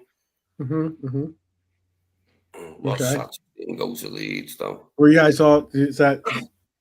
I'm leaving a couple of spots open at the top because I know that they're going to be that's probably not going to be the player or person that you're most sad to have seen go. Fowler's next level. Yes, it was. All right. How about for Stevie G? Oh, proper. I'm a bit mad actually because Bit mad, of bit the sad. bit of both, but probably more mad because I think Rodgers came in and that was one of his missions while he was there to get rid of Gerrard quick time. Gerrard just left, bro, just like that. Ended up in America. Maybe had another year in him. You don't know. But for me, I would have loved if he just stayed and coached and worked himself up to one day become our manager, you know, but never worked out like that. But I heard he's going to be I mean, I get what I'm saying. I was sad, but also I was being here on this side of the pond, knowing that I was going to be able to see him, you know, in sunny LA, you know, kind of made it easier to kind of get over. It was sad for Gerrard to see Alonso, Mascherano leave, and then he had to try and keep us afloat in midfield under Roy Hodgson, didn't he, with some average players. It was sad that, like, part of his career here, we were so wishy-washy for a while, weren't we, under Roy Hodgson? But, you know, he did his best, didn't he? Yeah, but Gerrard ain't going to get back into the game. Brendan Rodgers, because he could and should have played under Klopp. Wow, that would have been such a great sight to see if Klopp was able to get Stevie G. That would have been really, really cool. What are you about to say, JK? Yeah, Gerrard said he ain't going to get back into the game until he's going to be a granddad. When he becomes a granddad, he's going to come back into the game. Okay. All right. Well, then, put Stevie G as in sad, but let's see. I would say mad, really. You're mad? Yeah, because we knew it was going to happen, but it was just like bang, he's gone, he's going. You know what I mean? Same for you guys. Yeah. Well, just going back to Suarez, because I didn't talk on him, but he was trying to leave for a long time. Do you remember the Arsenal bid for him? Oh my goodness! Let him finish. Let him finish, Lee. Oh, sorry. Go ahead, Ray. Yeah. No, that's what I was going to say. He wanted to leave. Okay. Lee, go ahead. What were you going to say then? Yeah, Arsenal made a bid for him, didn't they? It's like 50.1 million or something, wasn't it? If I remember rightly. 40.1, yeah. Luckily, I don't think he would have accepted that because it wasn't about Liverpool. It wasn't about Arsenal. It was more about he just wanted to play in Spain. I think he wanted to be in simple, Spanish culture. He wanted to be around like Spanish speaking people. Yeah. Feel more at home. That's it. Go and play with Messi and Neymar, or the blame. Yeah. All right. We didn't put so then Brian, where'd you want to put Stevie then? Where'd you want to put Stevie was kind of coming to the end as well a little bit, but like I don't subscribe to the whole he could have been our manager now. Yeah, I think he's shown that he's not up to the management game. So that would have been disastrous if he had become our manager. I think anyway. As I said, the pressure on Steven Gerrard throughout his career. People talk about the Chelsea move. Ask anybody that knows what went on in Liverpool and what happened to Steven Gerrard's family around the time of that Chelsea talk. He was under huge pressure. Oh yeah. If he had come back to try and win us a league as a manager, I think the pressure would have been even a thousand times worse. Yeah, 1,000 times worse. Yeah, absolutely. And I don't think it would have been good for him as a person. No. So that to me was like the end of an era. Yeah, probably could have gone on for another year or two, but it like to me that like these aren't guys that were in their peak and we're selling them.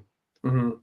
You know, it's more like I wished he'd been 4 years younger kind of thing. Yeah. So he would have had it. Yeah. Someone like Suarez really peak years pissed to off. play with him. Yeah. Yeah, like Suarez angling for a move, like Gerrard again, bringing Gerrard into it. Gerrard was the one that sat him down and said he wanted to go to Arsenal. And Gerrard was the one that sat down and said, look, you give us one more year, which is sad and pathetic as well, that Liverpool having to beg somebody to stay. That, to me, doesn't sit right either. But Gerrard said, look, you do what you did for us last year. You do it again this year. And you'll get a move to Real. You'll get a move to Barcelona. You won't have to settle for Arsenal. For Arsenal. Yeah. You know, and that's what he, but so then you knew you had a player who was on a mission to basically leave. So that was always tainted, as good as Suarez. A lot of stuff that Suarez did tainted, but like JK said, if you just saw a video of him, you'd be like, wow, what a footballer. Like just his highlights of just 10 minutes or 5 minutes of Suarez. Early enough to get us the title, wasn't it? That one season, you know what I mean? We weren't that good when we first bought them. Like we weren't that great a team, were we? Like, but we become a decent team that season, didn't we? Like miraculously, nearly got us the title, didn't it? Sturridge, Coutinho, just failed just at the last, didn't it? But yeah, he was a good player for us. Like, do you remember his first goal against Stoke? It like barely crossed the line because like he went round the keeper, and I think it was that tall one, Shawcross, tried to get it off the line, but it went over dead slow as well. But it was his first goal for us, Suarez. All right, let's do. Yeah, I think Michael Owen. Worse than Coutinho, right? I know Michael Owen's mad, but worse than Ryan Sterling too? At the time, because it was Real Madrid, I didn't want to leave it. I don't know how I felt at that time about it. Who did we have? Well, it was the end of the Houllier thing, wasn't it? So we got. Didn't really blame him for going, like, you know what I mean? Can you really blame all him? right, I'll do one less, and then I'll put Trent Alexander-Arnold here. Is mad. That's obvious. But would you say are you more mad about Michael Owen, or are you more mad about Trent Alexander-Arnold? About the same. I would say Trent, bro. Okay, thank you. Thank you. Guys, and your 50-50s. We need Real Madrid and Barcelona have their own like category. Like when they're leaving to either Real or Barca, you're like, okay, fair enough. Thanks for what you did for us. Pop says, you know what it is though. Okay. As well is when you look at Coutinho and Hazard, two of the best players in the Premier League for a while. Both of them went there and failed. It ain't always work out. The pressure is big. Suarez did it because why? Suarez, strong-minded. He didn't give a damn. He wanted to be the best player in the world. For some reason, Coutinho didn't do it, and I don't understand why not. Yeah. Very weird, that one. I know. I was shocked that he didn't do it at Barca, Coutinho. I thought he would, given what he was doing for us just prior to leaving. I thought, yeah, he'll do the business there, but no, he's a flop, wasn't he? Yep. Like, even though he was at Villa, I was like, you know what? I wish him well.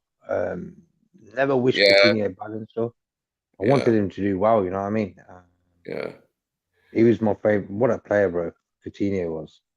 Actually, here, I'm gonna do this one. Didn't he I'll say score TK. It'll be Owen for me. With the two, the question was Trent or Owen. Mhm.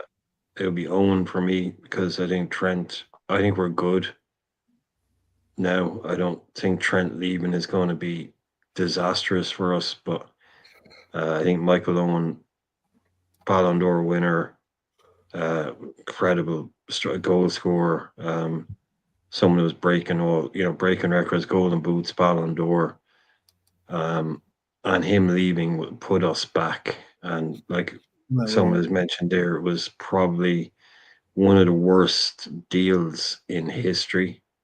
Yeah, Pop said basically we got a few quid for him and freaking Antonio Nunez. Yeah. Just really a horrible deal. And it was like, but if you leave, then we're definitely shit. It's like we could be a bit crap at the moment, but if you leave, then we're going to get a lot worse. Right. Whereas We now go from mid-table to like relegation zone, maybe or whatever. possibly fighting to stay in the league type. Yeah, but to me, like Trent leaving, it is bad and all that, but we've won everything with him, so he's kind of played a part in yada yada. And if he wants to go, but yeah, for me, the Owen one, just that was a real kick in the nuts, as it were. So for me, I was more angry about Owen leaving than I am about Trent leaving. Okay. The Owen deal was a slap in the face. Okay. All right. So I did the justice of putting Klopp as the top for sad, and put Michael Owen as the bottom for mad. Why I put it this way? I'll even show you again, just so you can get a kind of on it. Because they put devastated. Obviously, you'd be sad. But they broke up their sad into, portions of different tiers of being sad to okay to being irritated, angry to fuming, which would be mad. So in essence, that's why I was saying sad to mad, trying to get what your sentiment was. They have a few people that obviously they put in their mad category. I'll bring this up again so you can see what I'm referencing here. You can see this is what we were kind of not going from, because we added a couple players, and also even I think we added a couple players, maybe even took one or two players. No, I think we added Mascherano. That was one that needed adding because we lost Alonso not long before, and then losing Mascherano as well on top of that was horrible. Mascherano's not on this list, but I get what you're saying. Yeah. We went on to play centre back, didn't we, in that Barca team?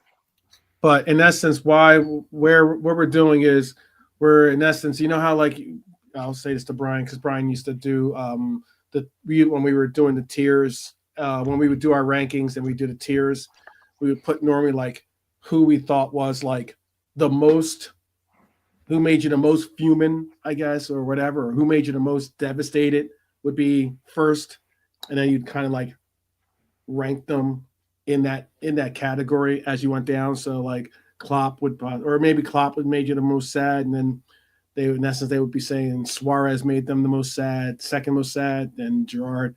So in essence, what we're doing is taking that list and taking it from horizontal to vertical. I don't know if I need a pause for that or not, but you get what we're saying. And in essence, this is the list that we then ended up. I think this is the okay list. This is with that in mind, the way that I just try to verbalize and give you a little bit of like a contexture there. Let's look about right as to like the tiers of like how you would go from the players that made you the most sad to the most mad. Is this about right? Yeah, Mm, good with me. Probably, yeah. It's about right. What have we got? I mean, Yeah. how many have we got? 18 have we got? Well, yeah. There's 16 people there technically, because 18 and 1 are taken by sad and mad.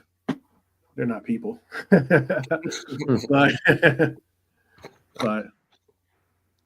yeah, I Good thought night, it was, Norman. I think it's a good Okay. list. I think it's a good list. I think it's a good list. Michael Owen, people that made us the most. Michael Owen made us the most mad. Followed by Trent, followed by Sterling, followed by Coutinho, followed by McManaman, Suarez. Then when we got into this is like somewhat like the okay, you're not happy about it, but you certainly aren't like gutted by it. I'd say is 1, 2, 3, 4, 5, 6. 1, 2, 3, 4, 5, yeah. So it'd be like this. Make it into like orange. Boom, boom, boom. Boom. And make these red. So I think that's about where you'd go with it. Make it a little easier to read. I think the list is decently put. I think it's decently put. It'd be probably about that. There were some players in there that they had on their list that I can understand why they would be mad. Why some of us would have certainly different opinions or different agitations from the sheer fact that the player left. Some of the players, I know, for instance, Pops was saying that he's actually disappointed that Maka doesn't get more credit or more respect, I think was the word he used. And I'll make sure I don't misquote him.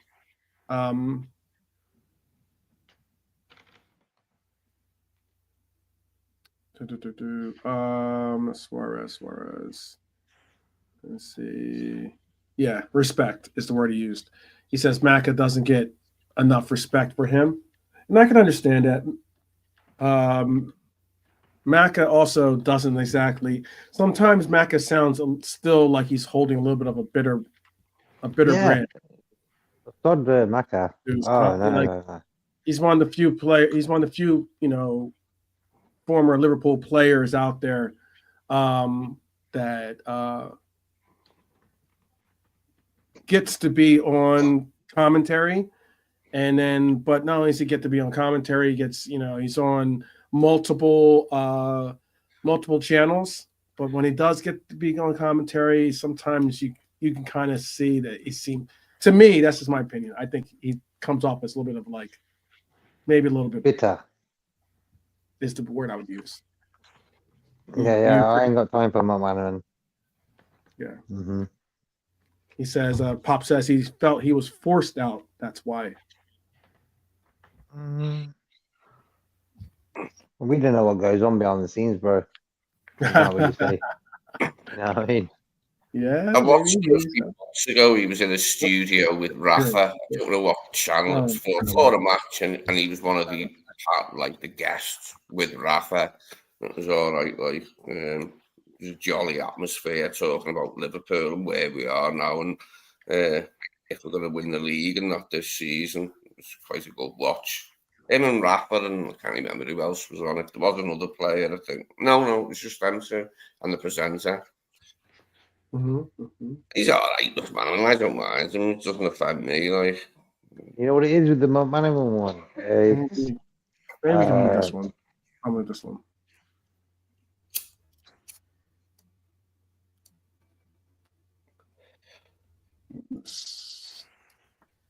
So I think everyone was like, he should be top of the list of being sad about. We're closest to being sad about.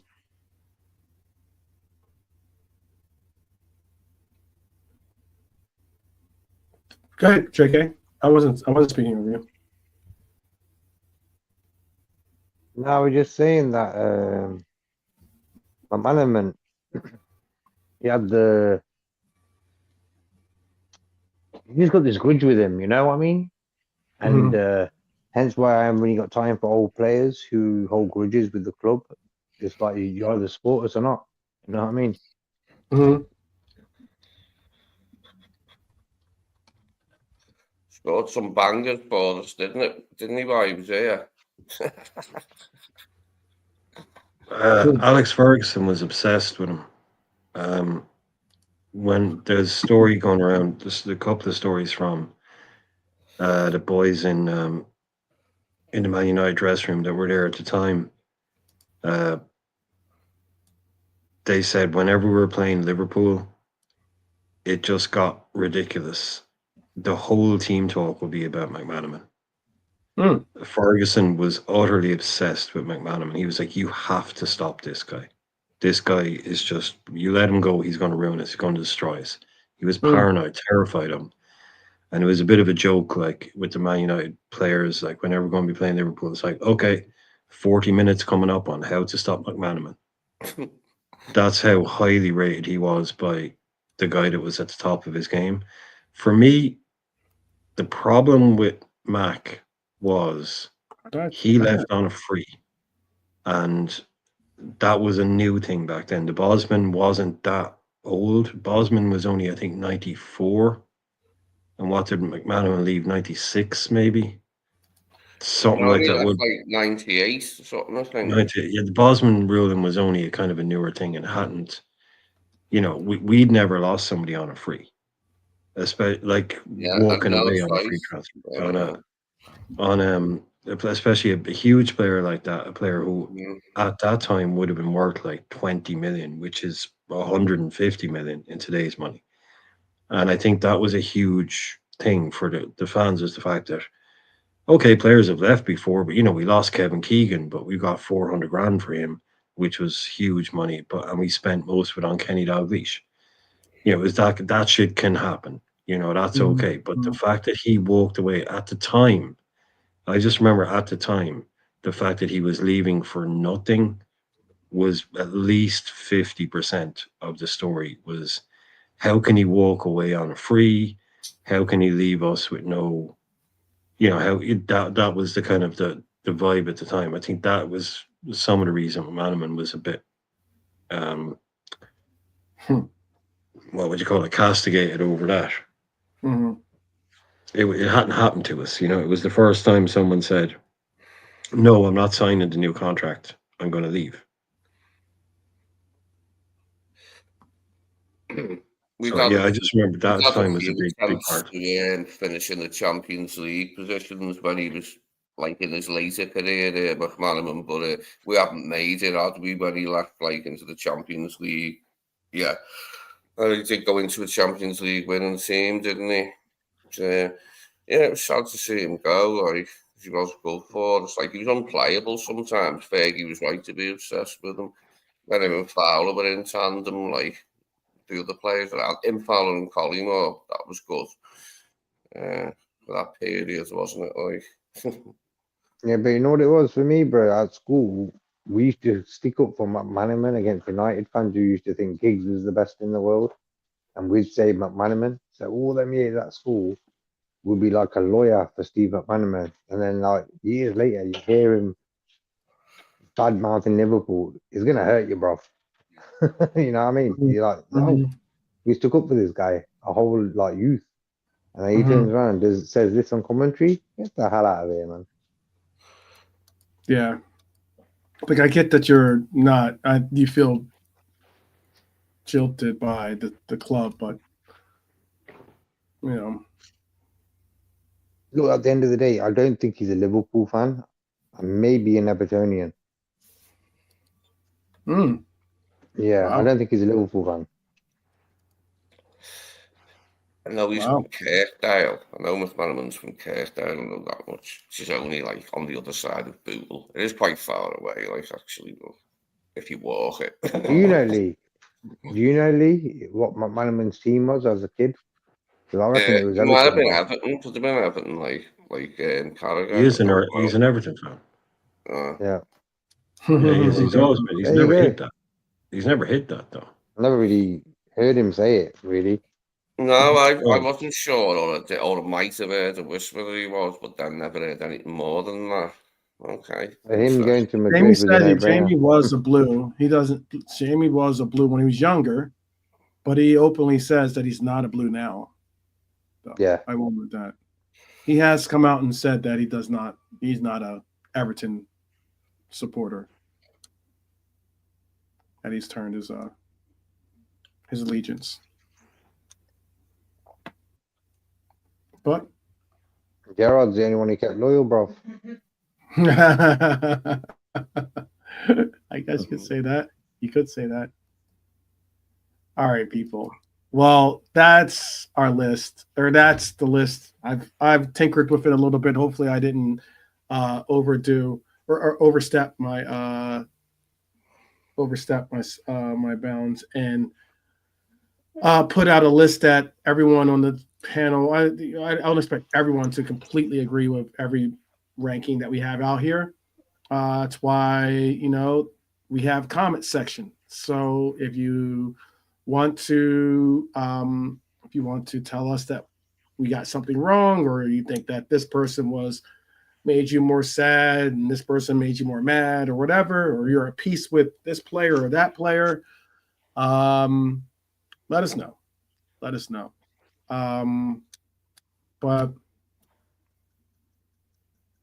But yeah, I think that's a pretty decent list. What was it? Anything? Did we hit up anything that or miss anything that you wanted to hit up before we bounce? Got like 5 minutes left, if that. Like when I look at that list there, I would say the two most saddest moments was when Klopp and Torres had a press conference there leaving. Bang! It was surprising, and that's what it is. Out of all them guys there, I think Klopp and Torres announcements were the most surprising. Hence why they probably hurt the most.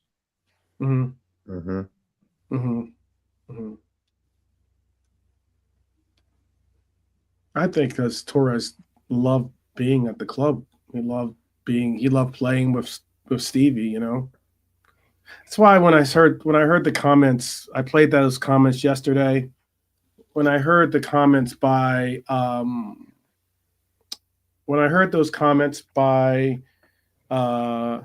Gunnar Lee, I was just like, it's almost why when sometimes when you hear someone say, if I was a Liverpool fan, when they're an Arsenal fan or they're a United fan, you're just kind of like, let's just not go there. You know what I mean? Because you're not a Liverpool fan. You're an Arsenal fan. You're not. So this season. Yeah, this season. Who knows what you'll be next? You know what I mean? Next season, Chelsea. Yeah, next season, Chelsea. Maybe, who knows? Maybe he'll be a Spur if they start to win. But who knows? Lee, is there anything you wanted to say or talk about before we bounce, or is there anything you have to say to the people before we do leave? Was Fowler a blue as well? Yeah. He might have been, I think Robbie Fowler might have been in He was. Crazy. Oh, was Robbie Fowler Everton fan, you mean? I think he might have been as a kid. He might have supported Everton as a kid, as well as McManaman and Carragher. Mad one in it, like all of them. But there are Liverpool supporters, players who got on to play for us. Like a lot of them did support. I know it's a lot of them, but there were a lot of Everton supporters. Peter Reid was a Liverpool fan, and he went on to win the league with Everton twice. But he used to be on the top when he was a kid, and then he played for Everton, won the league twice. Okay. Yeah, I used to always think he was an Evertonian, man. Mad. Yeah, I always thought Peter Reid looked Fowler was an Everton fan as well. Yep. Oh wait, you know what? Here, I'll tell you. I'll just bring up the article actually. So you mentioned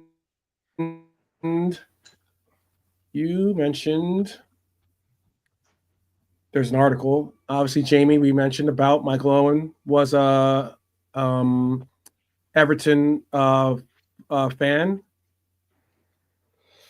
especially since his dad, Terry Owen, was a forward for Everton. We mentioned about Steve McManaman. Steve McMahon was a Everton fan when he was a child. Robbie Fowler. You're probably not going to hear this one too, but Ian Rush was an Everton fan as well, growing up. So That's okay. Wales. The best I can say from that is everyone grows up. So, you know? That never had any effect on the players, did it? Like, Rush certainly scored more than his fair share against Everton in his time here, and some fairly important goals as well against Everton. But it's always Robbie Fowler was an Everton fan up to the age of 11, and that's when he became a Liverpool fan. Can't be doing that. Gordon, Liverpool fan, ended up playing for Everton. Yeah, like Peter Leeds. Peter Yeah, Leeds. yeah. He's a big. His families are all Liverpool fans. Very similar to Harvey Elliott. Harvey Elliott's family are Liverpool fans as well. But all the same, people, all the same. Anything you guys want to say before we bounce, though? We got a couple minutes. Just say anything you want to say to the people before we let them do their thing? Just cheers to everyone in the chat. Thanks for your contributions. See you next time. Okay.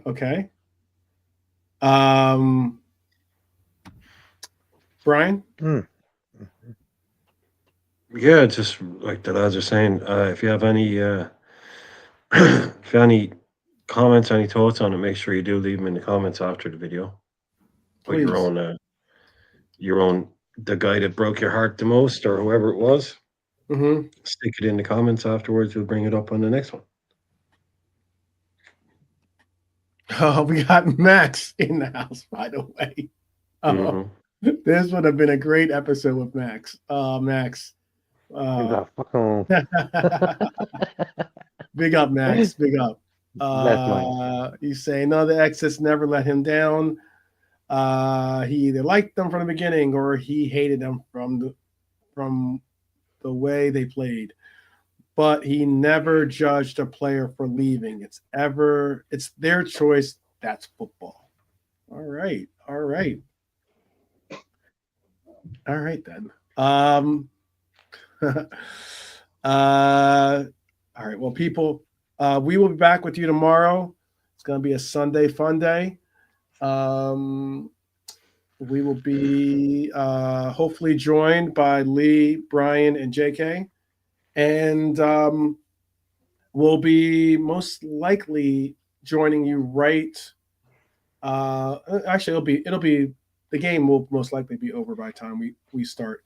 But we'll talk about FA Cup. We'll talk about we'll have probably the draw happening by then too. So we'll know what the draw is going to be for the FA Cup semifinal, and hopefully we'll have some reactions to your comments to this episode, and we'll also have some probably have some new news. Who knows? Maybe it'll be Jürgen Klopp is rejoining Liverpool, or it'll be like something crazy, like it'll be something crazy, right? But I'll tell you something crazy though, bro. I've seen highlights of Bajcetic playing for Spain in the 21s. Yeah, bro, have a look at it. He was playing good, man. I was like, yo. I'm excited about that.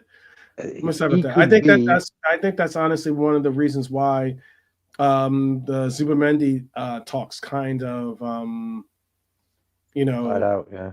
died out a little bit. I think that maybe Slot's kind of warmed towards Besiktas, giving Besiktas a real shot at being a possible deputy, at least, to Gravenberg.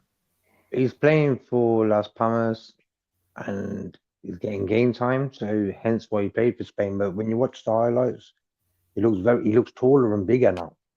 Oh yeah, he's growing. He's definitely growing. He's growing. Yeah. He looks strong. He's got a very good turn.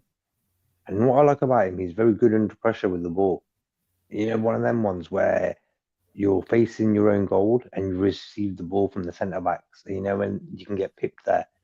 Very good variety. And that's why I tell everyone in the chat as well, type in Bajcetic under 21 Spain highlights. You'll probably see a bit of his gameplay and you'll be like, whoa, real good. Sorry, I see Lucho catching strays in the Lucho catching strays from Max in the chat. Yeah, we can talk about that tomorrow. We'll be definitely getting a little bit of. I'll check out some of that footage. I'm gonna look at some of the footage on the Dutch youngster Reed tonight.